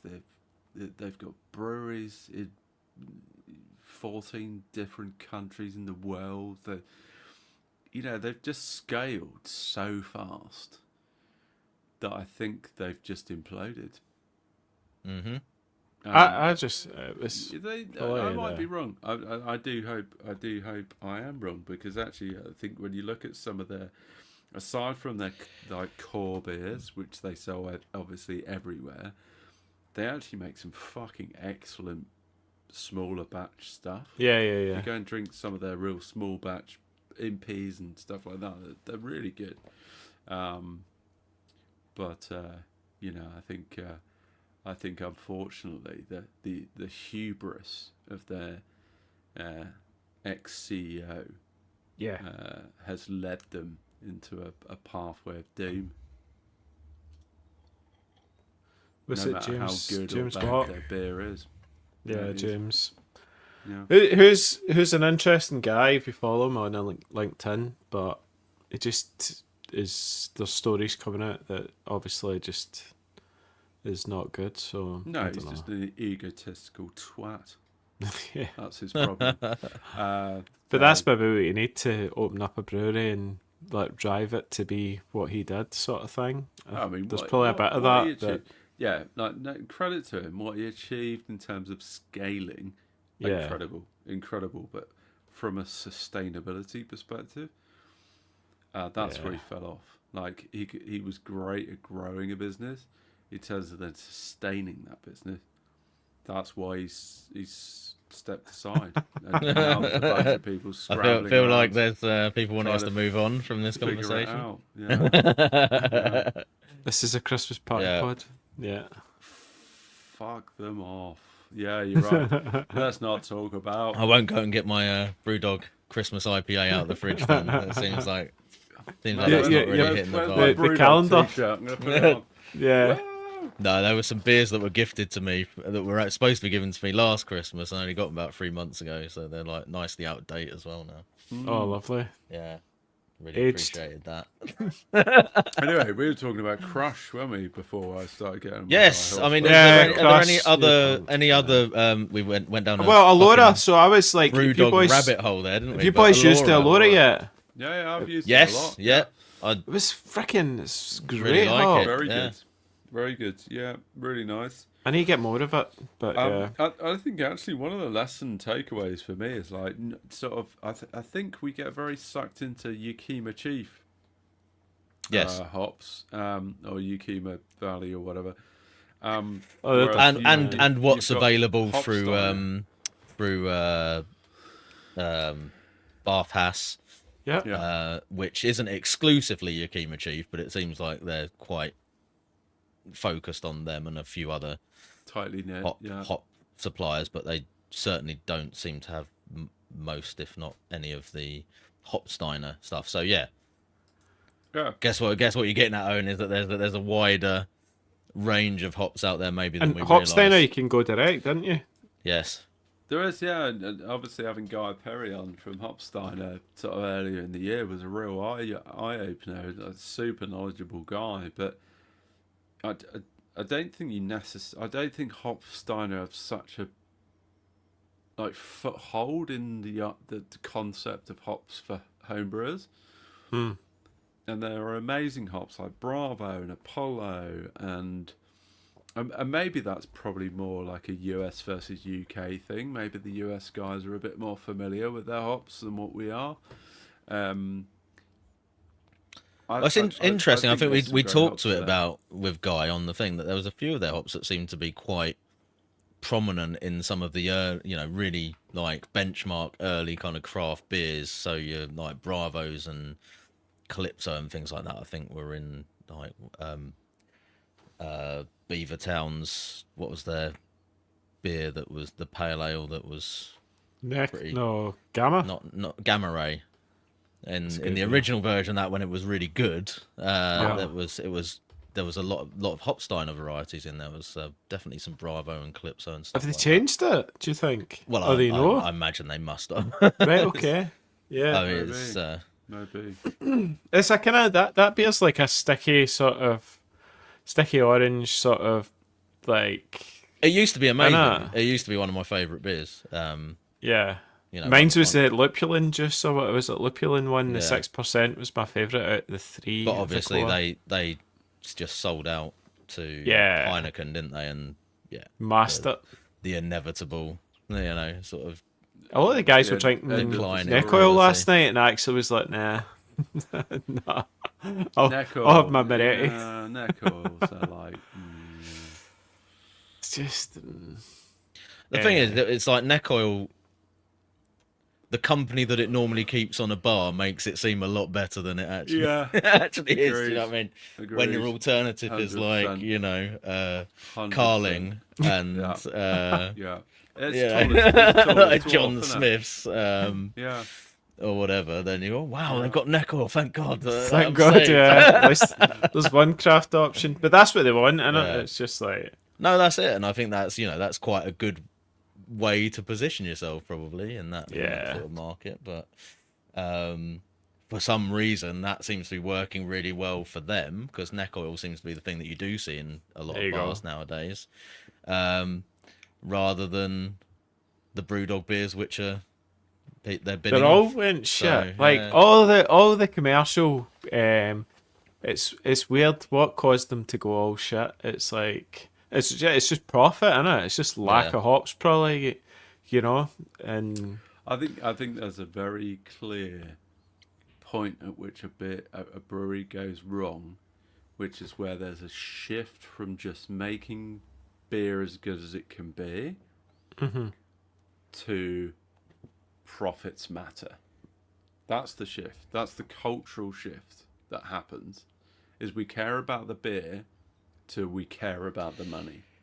That's the point at which beers go shit.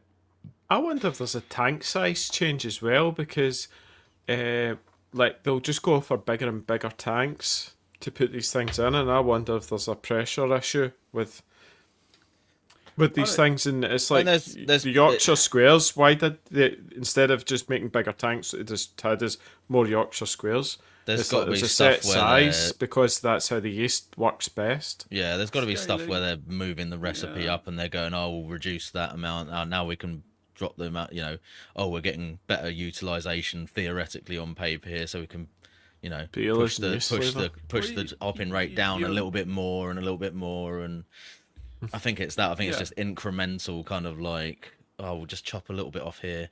Let's make it. We just need to lower the margin on this just a little bit more, a little bit more, a little bit more. Race to the bottom. Combination of different things. Yeah. Like it's a combination of cost, pressure. It's a combination of scaling. It's a combination of consistency.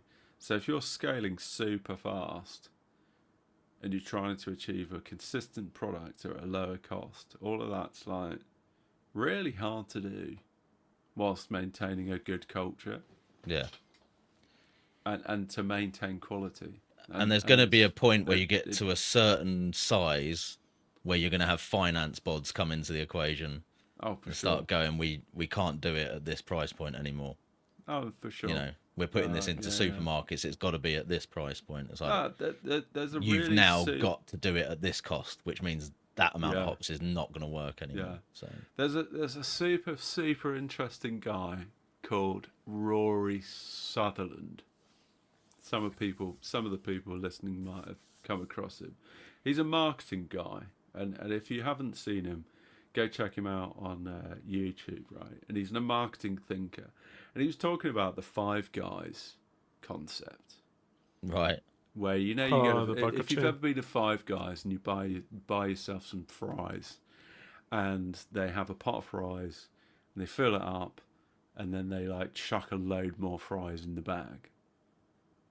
Yeah, like so you feel like when you open a Five Guys fries, oh, it's too much. You've won the lottery, right? Oh, it's just too Somehow much. someone's messed up, and you've got way more fries than you thought you would have. Right? Yeah, and he talks about the different perspectives of like if you've got a CFO looking at that problem, he's going to go, look, we're clearly serving way more fries than we need to. We could be saving £27 million a year. Stop giving them more fries. That's one view. Then you've got like a rational thinker that will just go, look, logically, why is the carton that you're serving the fries not in the right size? Make it bigger. yes. To fit all the fries you're going to serve. That's the sensible thing. No, but the reality is, it's a human emotional attraction thing. That you feel like you've got something more out of it, right? Yeah. And it's all about perspective. He talks about the HS2 and how much that's cost, right? And how much how much we're trying to spend to make that journey like an hour less. And he said, look, you could spend 1/10 of the budget that they're trying to achieve with creating HS2, and you could get some celebrities to serve champagne to everyone, and everyone doesn't want to get off the train. Everyone wants the train journey to take 3 hours longer. Because it's a matter of perspective, it's a matter of experience, right? Yeah. So, super interesting guy. I've got absolutely no idea why I'm talking about this now. I've lost we went off on a thread of the thread. Something, that basically just corporate takeover, craft brewery type, yes, marketing failures or whatever. There you go. Yeah, then Whatever. on reflection, my We keep going back down that rabbit hole. It's like we climb out of it and then get sucked back we in do. repeatedly. Let's firmly put a lid on that. I will reflect on the fact that my anecdotes were only very loosely related to the topic of discussion, but hopefully people found it interesting. Yes. Next point of conversation: favorite new styles that you haven't brewed before. Have you brewed any styles this year, Tricky, that you haven't brewed before? I don't know if I've brewed anything that's been like a style I've never done before. If I'm honest, I'm going to have to scroll through.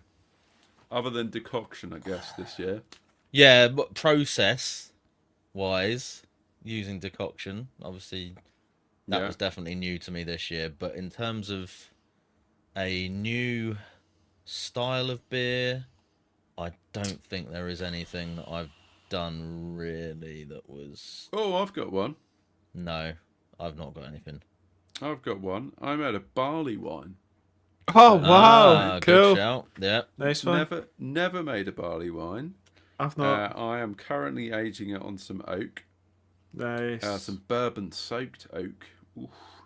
I think really with the anticipation of putting that beer into bottles and then putting it away for quite a few years. The apartment brewer did one. He just dropped his video about a month ago. Yeah. And he was saying it's the best beer he's brewed in his whole entire life. And it was like, he aged it for about a year and a half. Yeah, it's his best It brewed was a beer. 15% barley wine though, wasn't it? Yeah, 15%? It was, yeah. 15%. That's right up there, isn't it? It is right up there. I think mine's only going to be like 10 to 11%. Well, I think they can be. I mean, actually, what are the style guidelines for a barley wine? I mean, 15% sure, does sound a little. I'm pretty sure it can start off a lot lower than that. I mean, like probably 8. I'm going to speculate 8% is maybe the lower. I reckon 8 to 9%. Lower limit. Anything less than that, it's not really a barley wine. It's just an IPA. Let's have a look. Come on then, BJCP. What have you got for me? In true 8%. True up to 12% though. Yeah. We keep going down. This is way over. We're into the BJCP rabbit hole now. Yeah. Let's spend the next 40 minutes going through the style guidelines for barley wine. Yeah. Yeah. Good point. No, we'll just leave it at yes. The ABV guideline is 8 to 12%, so 15% is quite a way north of that. So that's a fairly bold choice. Even at 8%, I think you don't quite get almost. There's a balance point, I think, with barley wine where it has to be boozy enough to sort of get that tipping point where it feels like it's a high ABV beer. Yeah. Like it has to have this kind of unctuousness to it. Yeah. That otherwise just feels like a really alcoholic beer. Mm-hmm.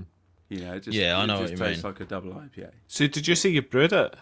Yeah, I brewed it. Yeah, I made it a couple of months ago, and I got some oak spirals and soaked them in bourbon. Oh, you were talking because you were asking for advice on the oak, weren't you? Yeah, I was. Yeah. I'm trying to get that kind of bourbon barrel aged barley wine vibe. That's what I'm trying to get. That vanilla thing. Yeah. Oh, mate. I personally, I think a bourbon barrel aged barley wine is probably one of the best things in life. I don't think you can plausibly beat that combination. That is hands down one of the best beer styles ever made. Cool. I fucking love it. I'm not. Did we have that Siren barley wine Maiden this year? Well, we had the 2024, didn't we? Last year. But would that have been in this year? Because it's epic. I don't know. Is that a barley wine? Maiden. That's a Maiden, wine, yeah. Oh, well, that was amazing. I'd go as far as to say I actually think I prefer a barley wine over a Imperial Stout. What? No. Yeah. Nah, MP, man. No, I personally think that a barley wine, like a really good barrel-aged barley wine, has more caramel character than an Imperial Stout. I think Imperial Stouts these days have become more about, it tastes like honeycomb. It tastes like this. It tastes like, Black Forest Gatto chocolate cake. And I just bloody love anything that's barrel aged. If it's barrel aged, I'm like a. Have you got one yet, Owen? I'm like a dog with two dicks. Honestly. Maybe get a wee barrel, did. I should do that. You should. The problem is, Andy, right? It's a bit like corny kegs, right? If I get one, you'll get. I'm gonna have about five. You're not gonna know have it. 5 blooming oak barrels. It's gonna No get- way. Honestly, I'm a big fan. Don't of discourage barrel him. aging. I want to see the Blue Trouser barrel program in full effect, mate. So let's get on not it. even Let's funny. get on it. The sooner you start, the sooner you'll be drinking that delicious barrel-aged barley I'm not wine. going Owen. down So that Yeah, rabbit hole. sure. Go on. I'm not doing It's it. not too late Why to not? ask one as a Why Christmas not? present. You know, definitely it's, need to get one on. Just go and treat yourself. Christmas. If you get a bit of money, go get yourself a barrel. Oh, Defo. Andy, you All buy me right. a barrel for Christmas. I'll send you some beer. Yeah. So I was just thinking about this, but so for me, the new style next year is going to be cask ale. I want to do that proper. You know how we were doing the corny keg thing? That's why I went and got a pin. I think just seeing Richard Bagley do it and just how, the frothing ale, it was just like, oh, I need to get in this hype train. What I've noticed is there's very little information about how to actually do cask ale at home. A lot of the stuff is actually like Brewing TV from 14 years ago.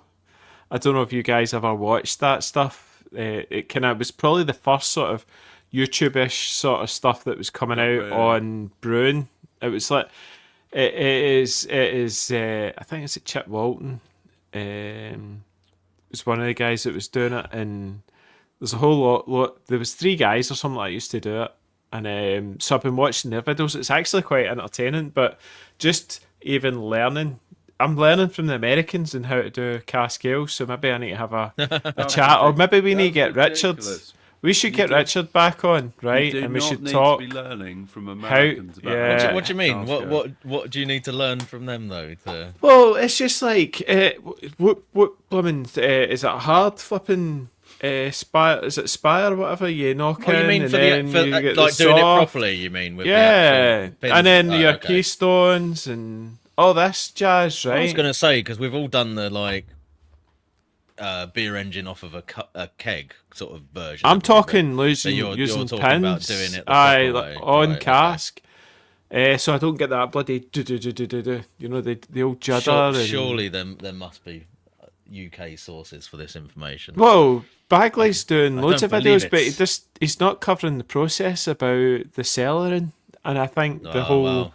this is a total There you art. go, and Rich. You've got the request there directly from Andy. You need Well, to have a I'll definitely be doing a video on my Cask- journey this cask serving Yeah. 101, I guess is what year. I think you're that's a after. pod. That's got to be a pod. Like There we go. chat Look, about got like, the even cellaring video coming out next now. yeah, we need a cellaring. And also, I've been looking into what's the air thing? No, it's like you can put the CO2 on it, but it's a breather.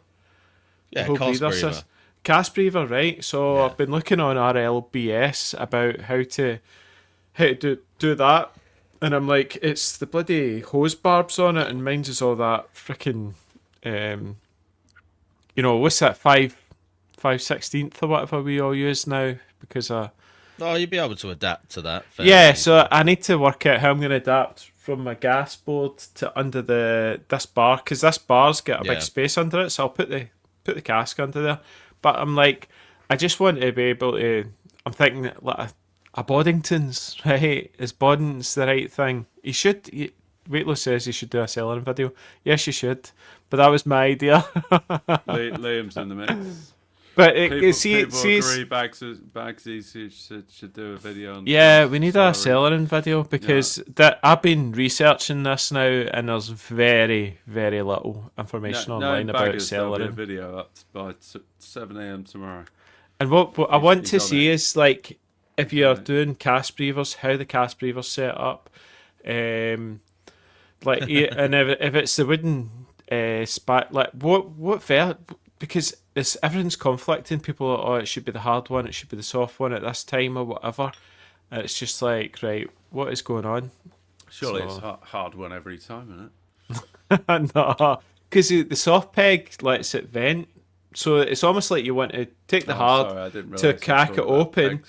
and then you want to put the soft one in to let it vent for a day or something. There's a whole Must process. be hard to push a soft one in, though, isn't it? Yeah. Well, it is that's why you want to put the hard one in first, and Rubbery. then change it with a Rubbery. soft. Pushing rope. But guys, this is a whole thing. There's a whole different, like, there's a lot to learn when it comes to cellaring. It's Sorry, what were we nuts. talking about again, Andy? I think Cellaring, Oh, cellaring. oh, right. I'm trying to. Yeah. This is so for me next year. I want to learn how to do the cellaring with the pins and all that, and how to. Because what I'm thinking is, if I do like a 3.8, 4.1, 4.2 type beer, and then something on cask, but the boys will drink, so I need Ross and Del to come down. The Del's. He's not a big fan of cask beer that's not overly hoppy, so I'm like, do I do something like, I've got Equinox Leaf in there, I think that a wee, just a 10, 20 gram at the end maybe a tiny wee bit of Whirlpool, or a kind of just sit with some Styrian Goldens or something, Fuggles to bitter, something like that, that's just got a wee bit of hoppiness to it, but it's not overly, would be something up his street, so... So I think for some context, Andy, what you're proposing is to get into making some beer, putting in a Cask. pin, putting it onto that hand pull, Yeah. and then like drinking it within that day. pretty Let's much do that it. day. Like, there's no like considerations for keeping it fresh for. Well, but then Weeks that's the on thing. end, So yeah. then that's a one-off. But then on the moving forward, to then get a cask breather, and spend, an I reckon, aspirator. 70 quid or something on an aspirator, yeah. Yeah. And because the gas system's all there, and I just need to buy that thing. It feels a bit like an episode with our good friend Richard Bagley. I think to so. Come back Hey. and Yeah. help us to. And let's get talk everyone buying through pins. Getting back. ideas on cask. We'll have to in get the general. Malt Miller Yeah. stocking pins before that. I episode goes spoke. out. I actually did speak. No, I know. I remember he said it's not really viable, is it? It's But- money wise, but I think it's, see if enough of us do get into it and they do buy, I think they could get a stock of those pins. Like, you can even buy the plastic pins and get them all custom made for the malt miller. I reckon we could all flip and clear Yeah. them out. Brett said it too. Possible vid. So just bringing it back to the original question, I'm kind of with you, Andy, as far as I need to get back into some of those more traditional Yes. beers that could potentially go on the hand pull, because mine one has been sadly neglected for quite a long time. And yeah, like you, when Rich came on the pod, I felt a little bit shameful about how little I'd been utilizing it. But also, I want to. There's a few sort of styles of beer that I really enjoy that I haven't brewed that much over the last year or two that I'd like to get back to. So obviously, like, your sort of English bitters and stuff like that. But I want to try and nail down a really solid sort of golden ale recipe for the summer that could potentially go on the hand pull as Yeah. well. And getting a nice like porter or something through the hand pull for the autumn would be epic as well. So Yeah. Maybe, and coming back to something we mentioned before as well, the smoked malts, maybe a subtly smoked sort of very old school kind of porter type recipe I did. I've got that. on the hand pull. That could I be did good. that. Just there, it's Yeah. been kegged. Is the Siren Broken Dream, and it's got smoked nice. malt. It's Yeah, a stout in it, but milk stout, and it is. Yeah. It's still carbon up, and I think it's still quite hazy actually. So, but for a dark beer, it's probably not a biggie. Any styles following- for you, Owen? That you're Following in my thinking of? footsteps after making my smoked porter. It's fine. Yeah. Everyone's going smoked porter these days. Of course. Trailblazer. What can I say? Rausch beer. Baby. Talking on the smoked beer conversation, is a style of beer I'm planning on brewing over the Christmas period. So I'm going to make a beer. I'm going to make a Rausch beer. And a proper Rausch beer too. So it'll be a smoked Märzen. A Schlenkerla Bamberg Schlenkerla clone, effectively. But beers, I'm looking for styles. I'm looking forward to brewing next year. You know, I'm actually really thinking about doing some more experimental hybrid styles of beer. So I'm thinking I really want to make a Thai daiquiri sour. So that's going to be like a lime basil sour, which I might sort of probably lean into a higher ABV, not quite pastry sour, but verging on pastry sour. So like I don't want it super dry, I don't want it super thin. I want like a slightly thicker vibe. I'm also thinking a lot about making a chili mango Nipa. You lost me there. But chili beers are so good. Like chili and mango is such a good combination, but like not necessarily just out and out spice, but like how I get that chili flavour. Like That's what I those had last two Friday. things. It was a Goes. Chili Goes on. Yeah, I think there's something to be said there. I think like not necessarily Nipa, but like something that's going to be a bit thicker. Smoke gonna be Nipa. like- Not the smoke Nipa, like Brett's suggesting then. Not a snake. Smoke That is- decocted Nipa. No, I'm Truly not sure that's experimental. gonna work, to be honest. Bang So I some think rye in there as well, I'd just really to make sure. like to make like a cinder block marshmallow smoked kind of brown ale as well. So I'm sort of thinking about how I start to like meld beer styles with kind of flavors that I just really enjoy, to kind of refine almost like my own recipes, to be like, I've made this particular really weird beer that I just really enjoy personally, that I think others might enjoy as well, and it's going to probably take some refinement. But it's not even a style. I'm trying to break the boundaries of styles into entirely new things. That's what my plan is for next year. Mad. Nice. I've lost everyone. I've lost Nice. everyone. On No, that. you're absolute nutter. You two have gone like, we want to go really traditional, and I've Yeah, gone, pure trad. fuck traditional. I'm going to go absolutely avant-garde. That's a fair point. You'll be chucking pineapples in and your beer soon. absolutely- Just a heads Well- up, guys. If you get to opening this, you might need to try going for the hard pour, because I If- didn't, and there was no head whatsoever on my one. Ooh. Yeah, this is Is it carbonated? it didn't seem to have much of any carbonation on it for me. But anyway, these guys are maybe wrapping up their beers and getting this one into the glass. It's pretty fucking intense, by the way, guys. In the meantime, yeah, Teddy says his is pancake flat too, and he hard poured it. So in the meantime, we mentioned a giveaway at the beginning of the pod. We So did. let's get some action going on that front now. How did you guys get this one? There's a Oh. couple of rules for this one. First That of is all, thick. if you want to be in the giveaway, you do need to be subscribed to the YouTube channel. So make sure that you hit the subscribe button if you are not already subscribed. That's something you can obviously all do now because you're watching along live. This giveaway is for UK viewers or listeners in this case only at this point. Yeah, unfortunately, sorry for anyone who's international at the minute, but obviously, yeah, as far as postage and stuff goes, we need to keep it to UK viewers only.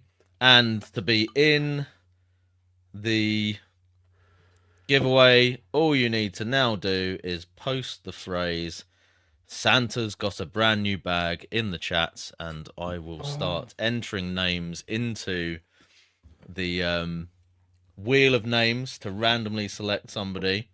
So one more time, that Santa's got a brand new bag. Enter that phrase into the chat now if you want to be in the random giveaway. Here they come. They're flying in now, and I'll start churning names into the random selector, and you guys can talk about how insane this this beer is that we've got in the glass. I want right this now. as an air freshener in my house. Honestly, that is money right there. It's the smokiness.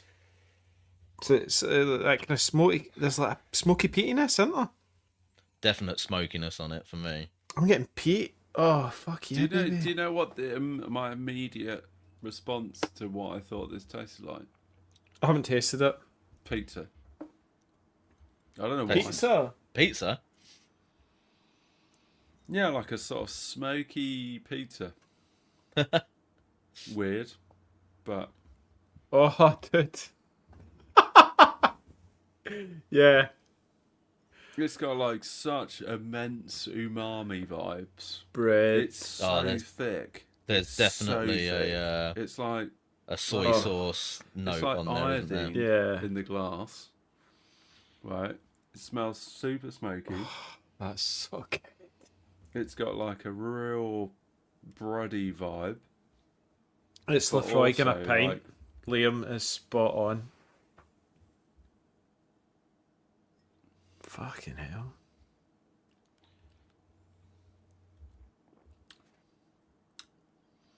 but it's got like fruity notes. Yeah, on the nose you get fruit. It's got spicy notes, like subtle, like cinnamon vibes. You do pick up on the orange, the dried orange. Oh, that's right. There's orange It's a in super this. interesting. Yeah, no, beer. there's a little bit of that marmalade-y sort of. Yeah, That is incredibly special. yeah, it's very weird. It's so thick. Weird's a bad word. Like it's different. It's different for sure. I've got to say, I don't think I've ever had an impy that's quite as Ailey cask. intense and Yeah. Islay whiskey It is. cask. Yeah, Like That's it is. that's got. You know, sometimes you have these sort of like barrel-aged beers, and you're kind of like, well, it's just a sort of a generic, slightly woody taste to it, but that's is that like like really Lagavulin? carried some character from the barrel through to the beer, hasn't it? I mean at 10.5% as well. Like that's drinking like it should be about 14% beer. Oh yeah, Like, it in tastes terms massive. Of, like in terms of thickness. Yes, I absolutely agree. He's getting the Lagavulin. Lagavulin out. You dirty bastard. What is it? Is it Lagavulin 14? It's an 8 actually. I've got. An 8? Oh, Yeah, which is the unusual one. Yeah, I've got the 16. 16's the normal. Yeah, and I'm going to be honest with you, Andy. Since I got it last Christmas, I've probably drunk maybe. Couple of drams. Yeah, I mean that's how much left. Like it's too much Probably for about me. the same. Like I like it. I only just got this not long ago. But yeah, and you're a Scot, to be fair. I'm a Yeah. Southern Jesse, right? And that's like that's next level. I need to build up like my tolerance that's a minor. to drinking that sort of stuff. I'll pour some out. I'll put some in this glass and see. But it's proper intense, isn't it? It tastes Lager's one of the. tastes like Yeah. you're licking a salty old 90-year-old. That's one way to describe it. You know? There you go. Pound for pound, I think the 8-year-old beats the 16, although the 16 is slightly better. Right. Well, it depends what you're looking for, right? I'm guessing the 8's like maybe a little bit more chill. No. 16's smoother. 16's is way smoother, I think, because it's had that age. Yeah, I mean that's aggressive to the nostrils. It will be. It smells like a salty old sea dog who smokes 40 Rotherhams a day. I thought you were drinking Old Pulteney there for a sec. 16 is stonking. That is a big. It's rough. That's a monster beer, this, though. I mean, you guys have It's now mate, just yeah, drinking whiskey. straight whiskey, because it is like literally, yeah, it is like You're drinking carrying lager. the flavour of the whiskey through. It's mega. I mean, Are you what are you getting similarities then, Owen?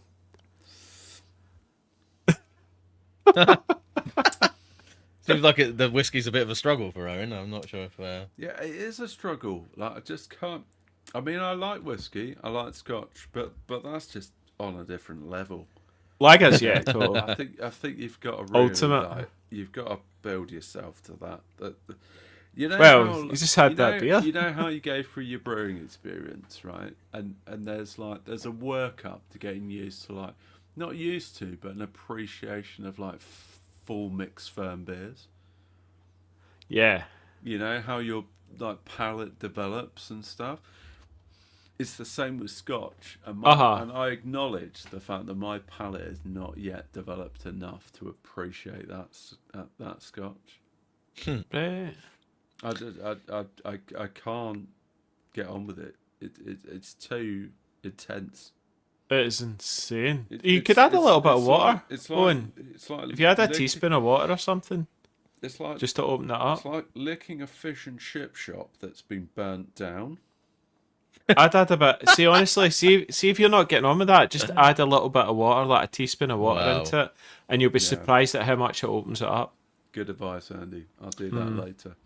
Yeah, just set it aside and then have it. Put a wee bit of water in we've it. got 15 entries in so far, so the odds are looking pretty good for those of you who are in the draw. Nice. But we'll We've give one more chance for people to get signed into this, and to be fair, like, you know, we've waited 2 hours into the pod, so we know that we've got the dedicated hardcore listeners who are still around. And you're the ones that we want to have in this sort of giveaway entry. But anyone else who's listening along, so I think there might be a few more people on the live stream at the minute who aren't in there, because we've got 25 people at the minute. If you haven't already done so and you want to get in on the giveaway, then you need to post in the chat the phrase "Santa's got a brand new bag." A few of you have tried multiple entries already. You're not going to get any extra entries for that. Unlucky. So don't put any more in. Nice try. But anyone who hasn't already entered, then you can enter the phrase "Santa's got a brand new bag." As long as you are a subscriber already, then you will be eligible to win a prize. Did we actually say what the prizes were already? No, we haven't yet. We haven't. If you want to share what the prizes are, shall I do that bit as well? Yeah. Right. So we have 4 prizes that we're giving out. So, like I said, at the minute, the odds are looking pretty good for those of you who are in the draw, but just shy of a 1 in 3 chance at the minute of winning something. 4th prize, some small batch New Zealand hops. So we'll be getting a selection sent out to you of the more recent New Zealand experimental hops. I think the sort of numbered varieties, NZH numbered varieties, we're talking about there, to the value of £25. Probably 3rd prize, 200 grams. Probably 200 grams of that. Yeah, probably about that, given the prices of those, I think. 3rd prize will be a bag of crisp Maris Otter malt. That's a beast. So a full sack of crisp Maris Otter, the 3rd prize. Crushed or uncrushed. Yep, specification. you can specify for that one. 2nd prize will be a Trillium Fort Point all grain kit, and we'll be adding into that 2 packs of yeast, as we had a little discussion about not wanting to send it out of a single pack, given our recent discussions about pitching rates and all the rest of it. So yeah, the full Trillium all grain kit for Fort Point, and 2 packs of yeast to go alongside it as well. And the 1st prize, the big one, you're going to get a Sure Shot Milson kit, plus a sack of Warminster floor malted low colour Maris Otter. So that's the all grain Sure Shot Milson kit and a sack of Warminster floor malted low colour Maris Otter. So Or you can opt for the non-low colour Marisota version yes, yeah, yeah. So at your again, choosing. we can Saka. add All that one in. prizes are not exchangeable for cash values. Right, let me to make just that clear. What they're quickly not, or they check. are? They are not. No, No, we're no, not. no. We're not just going to hand out cash. Yeah. If you Aye, want. it's the kit. Yeah. Do you see I've got That'd the be fort? fun. Yeah, it's funny you boys are saying about that 4-point, but I've actually got a can of it right here. Is that 4-point? Yeah, mate. Open it right now. No, I'm gonna do it. I'm enjoying No. this. Yeah, it is an absolutely fucking amazing beer. Right, okay. Like, imagine fresh squeezed orange juice Mm-hmm. in a can. Oft that Right. kind of. It is. It's one of my hands down one of my favourite beers actually. 4-point by Trillium. Like it's very very very very good. Tricky, where have you saved all the names for the giveaway? I've got them on a wheel of names ready to You've go. already done it. Nice. Yeah. Okay. Tricky's running the wheel of names. Just to add, if you win the first prize, which is are we going to go fourth prize first or first prize first? Fourth prize first. Yeah, nice. I would you want to conclude that if you win the fourth prize, you get excluded for the remaining? Yes, prizes? and I think we Yeah? can do that automatically with the wheel of So names no one can win more than one prize. Yes. Yeah, that's fair. Nice. Otherwise, Brett will end up just winning everything. Yeah, like Brett's won all 4 prizes. The Malt Miller are fucking awesome. Yeah. Right, They are cool. fucking awesome. And I just want to add an extra little tidbit that first off, the Hop Edition are funding all of those prizes without sponsorship or support. We're not getting any of those prizes paid for or given to us. Okay, but the Malt Miller have been very kind in the fact that they are going to include a Malt Miller glass in every single one of those prizes. So thank you, Stiffo, for adding a little extra Christmas bonus sprinkle to those prizes. Okay, so do we do the jump in, do the giveaway? Go for it. For sure, yeah. We'll fire it up because it's fun. Let's get it up on screen. Screen share. We'll do the wheel of fun. We might want to just share, make sure everyone's names is on there. We haven't missed anyone. Maybe give people a couple of minutes just to read the list of names. Make sure that we haven't forgotten anyone. Did you remember to put my name up? Yeah. Is there a list? Is there a list of names on there? Yeah. So on the right hand side, you can see the list there. So we've got the Bulldog, Harmon Brewing, Rob Miller, Nocky, Teddy, Mad Hibby 70, Liam McGee, Road Brewery, Brewcat Brewery, Lewis Wadey, Wheatlow, Ronnie Muir, Please Leave Quietly, Jill, Dylan, and late entry Strawberry Blonde coming up on the outside. Right, we're gonna give you 60 seconds to shout in the comments if we've forgotten your name. Hugh Bruce is not there. Did I miss him? Did he actually say Santa's got a brand new bag? Yeah. Or has he just Santa's arrived? got a brand new bag? If you didn't, well, you've not qualified. I feel like he's just. Brett's asked who's turned up at the bold last cock. Good question. Smooth as a dolphin's beak. So I've heard. Oh, get Graham in. Yeah. Owen Norton said you missed me. Where? Hang on. There might be people who are sorry. There might be people who are commenting via Facebook. And No, they're on YouTube. Good point. I just thought that'd be worth sharing in case, because no one wants to feel duped at the end of the wheel spin, do they? Just get them in. Just bear with me. Oh, also, it's not Bold Cock. It's Boldock M. In case that was a mispronunciation, we apologise to. Yeah, he's heard it all before. Yeah. Listen, Sorry, mate, there's my, a few. my There's surname's Puckett. No, I've it's- also heard it all before. there's a buddy, few so- people who haven't shown up in the YouTube That's the feed that fucking- I've got on a separate window here, so we do need to just check this again. There's a Nathan Edwards as well, who did not show up. Sorry about that, people, but That's why I said check it. Yeah. good. Got to make Give sure someone it's a chance. Good fair shout, spin of the wheel, Owen. you know? Final Gravity Um, wants to know if he can play. What does he need to say? Yeah. That's annoying because I had the separate YouTube feed out, thinking that would come up with everything, but for some reason it's not shown all of the comments that we've got on. Oh, the have feed we here. got Final Gravity Brewing? Steve, have you posted Santa's got a brand new? Oh yes, yeah. Steve says Santa's got a brand new bag. Okay, so I've got Owen Norton, I've got Nathan Edwards, I've got Hughes Brews, I've got Brian Simmons in there as well now.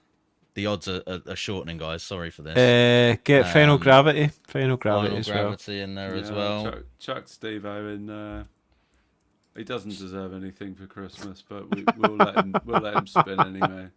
He's a Steve. bad boy. Who's that? Sorry. Sorry, who was the last one? Steve Owens, wasn't it? Steve Owens. Did you say? No. It's Final Gravity. That was it. I think we've got. Oh, no, it's everyone us. now. We gave you 60 seconds. There you go. The The odds odds are are shortening as well. shortening all the time. Look at that. Yeah. Orton, not Norton. Get your spelling right, Tricky. Can't fucking Whoops. get the staff. Honestly. Teddy's Sorry, reflecting, Teddy's reflecting Other the Owen. fact that he's The having longest his own 60 chances, seconds mate. ever. Oh, yeah, Sweats are on, Brooksy. Brooksy's getting upset. He's wanting this to be done and done. I'm just trying to make sure there's not people that I've missed earlier on in Right. the chat, because there Let's were a spin few it, there. Tricky. Let's spin it. Fourth prize for Right, yeah, 200 grams of if small anyone batch has, New Let's Zealand go. Not gone in. Let's go. Woo! Whee! See who's won. Whee! It is. Dylan. Oh, I thought that was going to be Gilles then. Dylan's in the house. It's off to Wales. Okay. Go. Well done, Dylan. But you're out of the draw now. So bye. Hey, you're getting the hops, mate. We'll just pause for a moment to have a little sip of the thickest impy known Yeah, to man. Dylan. The most please- complex. Please email the Hop Edition My God. podcast at The gmail.com. engine oil comment is Oh, absolutely on point for that. God, At gmail.com. this beautiful And man. this It's your get that. address. Oh, I look. love this sweet finish to it. Bagley trying to get a cheeky second entry by doing a comment under his other YouTube. Yeah, we're on to you, Baggers. Fucking We're on cut. to you. Rumbled. Absolutely rumbled. Let's Right, get brand new let's baggers. spin it up for third place, which was the I've forgotten already. What was the prize Bag for of third crisp Marisotto. place? Bag of crisp Marisotto. Yeah, Let's that's go. a good. Delivered to your door, crushed or uncrushed. Who have we I got? hope you're taking notes on this, Owen, as to who's won. what. Oh, it's Mr. Brooksy. He nailed it. Yes! Congrats, Cat Brooksy. Brewery. Congratulations. Well done. Right, Brooksy, Yes, Brooksy. I've got your address, so don't bother messaging me. Just I'll put in the get it chat what sent you to want. you in If the you want it next, crushed or uncrushed, I would imagine you want it uncrushed. Yeah, 'Cause he's let got me the know whether mill. You want it crushed or Yeah, he's got uncrushed. He's get them out. a grain father mill, isn't it? Yeah, yes, yeah. Right, second prize is Keeps the long, guys. Beryllium 4-point all grain kit with Oh, two, this is a good one. This two is a good one. IEs. I don't know. I don't... And we're off. We're off to the races. Drum roll. Who is it? Crushed? Okay. It's It's Knock Mr. it! Knock it! Knocky. Yeah, yeah. Let's get a chilling. You lucky boy. Right. well done, Nocky. Enjoy the kit. And Let's just The big one. take a moment to compose ourselves. Compose ourselves. I'm gonna have a little sip of this outrageous impy. Yeah. for the final. Yep. It's still engine oil. Oh, Right. it's so good. I mean, the first prize is going to offer someone the opportunity to brew an amazing beer. Plus, I would have thought enough Sure shot. base malt to make at least 4 or 5 beers. Yeah. So, Yeah. Well, 5, yeah. it's the big one. Merry Christmas. Okay, here we go, guys. Good luck. Whee! Who's it going to be? Oh, Owen, you just missed. Oh, sorry, Owen. that was so close. That is harsh. Amazing. Brian Simmons Well, has yeah. won the first prize. Brian, Bad luck, Owen. I felt like that was just going to drop in for you, but well done, that Brian. was inches Yeah. away from That was a staying proper with us. cliffhanger right at the end there, but there we go. Harsh. Well, Brian, congratulations. If you could message us on our Facebook or email at the Hop Edition Podcast at gmail.com, let us know your address, whether you want them crushed or uncrushed would be great.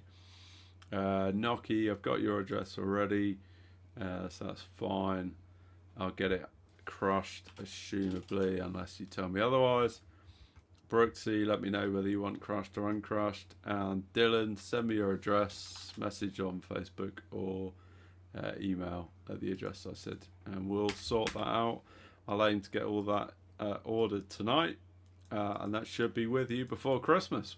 Fingers crossed, yeah. Cool. Merry bloody Christmas, you lucky lot. Epic. Oh, man. Oh, that was quite intense. I felt the drama there. It was intense. It was intense. Brad's upset. He was very excited. He was a little disappointed he didn't win anything, but as Teddy's also a little bit bitter. But you know, that's life, guys. Life is not. I don't fair. believe for a second that Brett has no ingredients left. Yeah, totally. Oh, He's like- turns yeah. out Noki literally woke his wife with celebration. So, sure, she'll be thrilled to know he won. Yeah, don't worry. She'll understand when she One finds of the out best the prizes, good news. actually. I think that Trillium Fort Point kit is going to be legit. I think, Yeah. yeah, it's going to be fun. I think, let us know how that comes out, Noki. I'm sure you will on the Discord chat. Yeah. Right then. There was a section where we had basically just a list of all the podcasts that we've done. I don't really know if it's necessary just to read through all of those Well, unless anyone fancies doing that as a recap. But Well, we've had Yeah, a bit it's, of a recap, haven't we? But go on then. So, yeah, so Right. we did a Q&A, then we had Dave Goddard, Trapped Under Ice on. Did I miss that? I think I couldn't make it or something. You might have. I actually missed that. if you did, might you have missed missed one of that the best hazy IPAs that we drank all year, I think. that Right, okay. Dave sent Yeah, us. that was a banger, wasn't it? Yeah. I remember him sending us an awful lot of very high ABV beers. Yeah. So my memory of that podcast is hazy as Can't remember best. why. There might have been a reason I had to was drop out trapped last under minute. ice.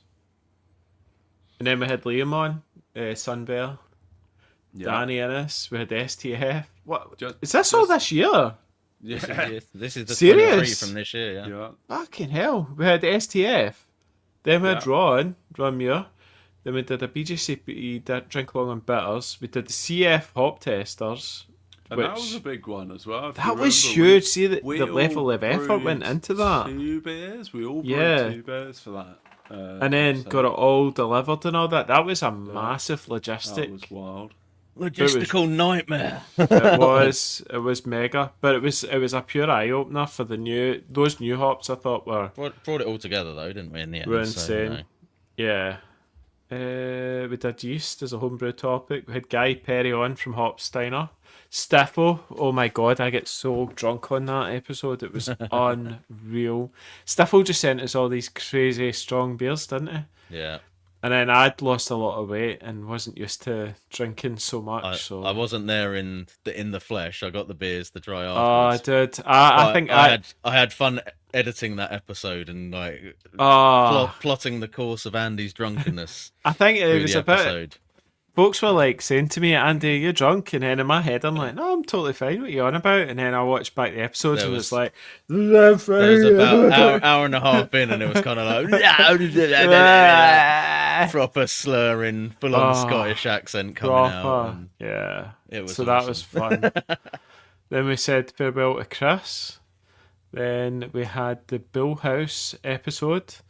The Advanced Lager Brewing, I think that's one of our most popular listened to episodes on Spotify.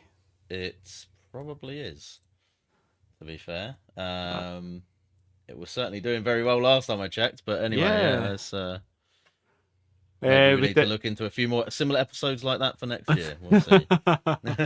Well, I mean, it has been a total focus this year of my brewing and probably yours as well, Tricky, where we have been getting into lager. I've just brought up the top 10 like all-time podcasts, and bearing in mind, obviously, given the amount of time that the podcast has been 5 going, years. Yeah. Normally, like it's all the early stuff that comes up. Most of the top 10 are early literally episodes. within the first 10, 15 episodes. Yeah, because people are like, "Oh, I'm going to catch up with this." Well, actually, there's two outliers within that top 10. Advanced Lager Brewing is at number 3. Wow, which is mental. That's nuts. Considering all the other ones are probably like had 4 extra years of time. Yeah. Any guesses as to what the other one? Very close to the Advanced Lager Brewing was that that made it into that top 10. Is it the top 10? 1, 2, 3, 4, 5, 6, 7, 8, 9. It's number 9. Coming at number 9. I'll give you a clue. Is it water? No. The next one? The clue is clickbait. Well, clickbait is the what do you call it? The what's killing. What's killing homebrew? Yeah, that got into the top 10 as well. Yeah, because that was what was the video? It was Martin Keane that did it about. Yeah, and it definitely felt like homebrew was dying at the time, sort of thing, where we'd kind of come off the back of lockdown. And a lot of people got into homebrewing, and then there was a lot of kit getting sold at the time. Like a lot of people were just bowing out, but there seems to be this total revival at the minute, I think, just now in homebrew. But the community seems really strong, so yeah.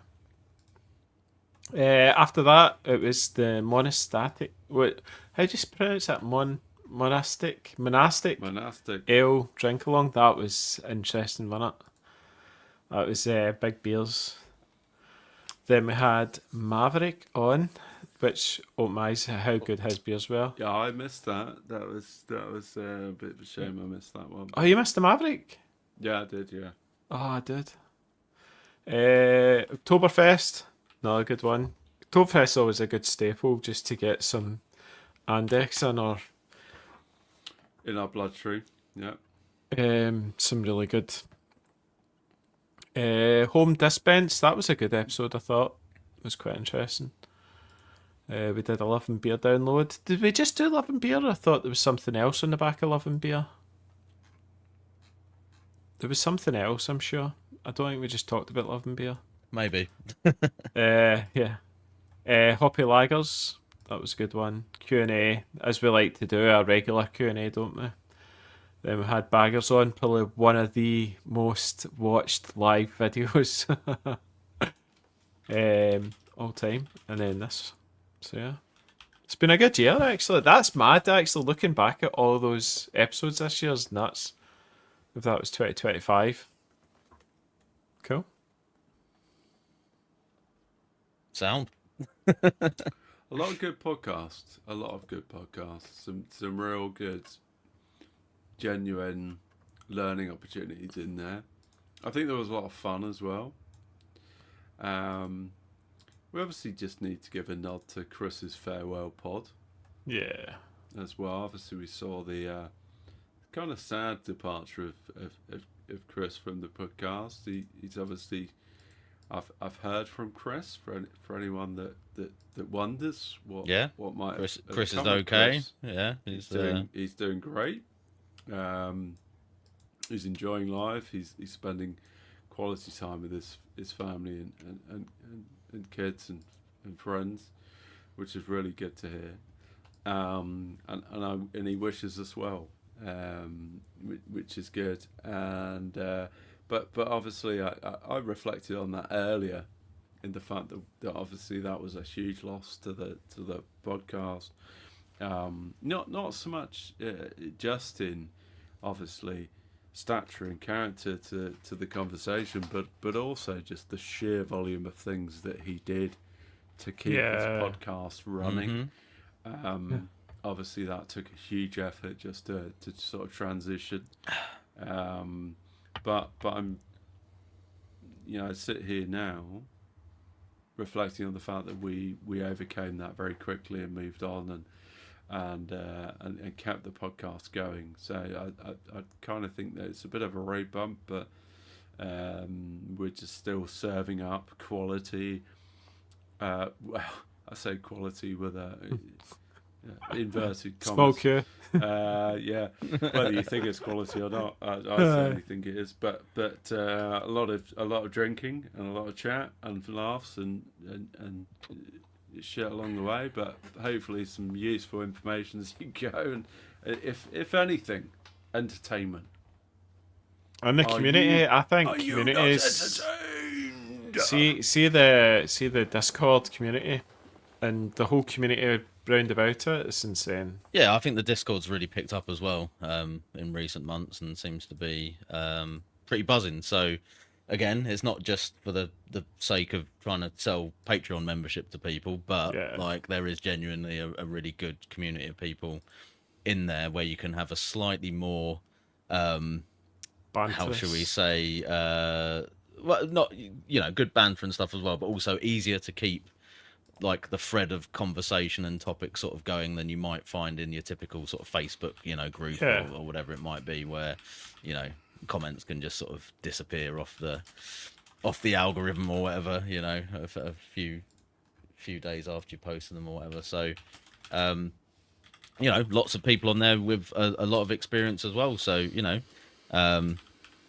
if you want to talk about cask brewing and stuff like that, we've got people like Rich from Wheatlow in there answering questions. It's not just us, it's a shared sort of community resource, and we get as much value out of it now as the members do. So thank you to everyone for being involved in that as well. I think really it's not, that's like a benefit for everyone, as us as much as the Patreons. So amazing. Yeah. Woohoo! It's kind of mad, isn't it? Just it's good. Afters? Yeah, let's do it. Right, we're going to jump to an after party now, which will be fun. I think Andy, Tricky and I are going to have to sort of sit down over the Christmas period and work through our plan for January and into the new year. We don't have a set date for the next podcast, so keep your eyes on the social posts. We will let you know what the next podcast date will be. Should put a be social on update on. It should be on the malt because we missed that one. We produced one for this episode 130, and it was meant to be on base malts. We did. So we'll probably do base malts as the next one, I would imagine. Yeah. And then we'll look into the next lot. Date wise, TBC, we haven't got anything. Date TBC. So I suspect it's going to be Jan. either 2nd, 3rd of January or 9th or 10th of January. So keep either of those dates free, but we will let you know. So in the meantime, I'm going to get a Google Meets set up, and I will post that in the chat before we sign off. And if you give me 2 seconds, I will put that in the chat. There we go.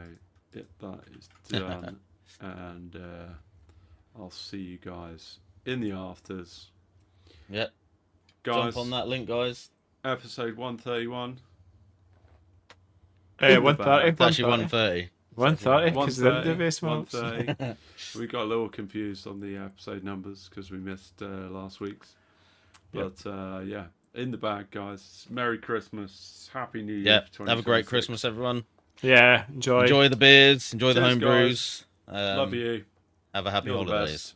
Cheers. Bye. Amen. Amen.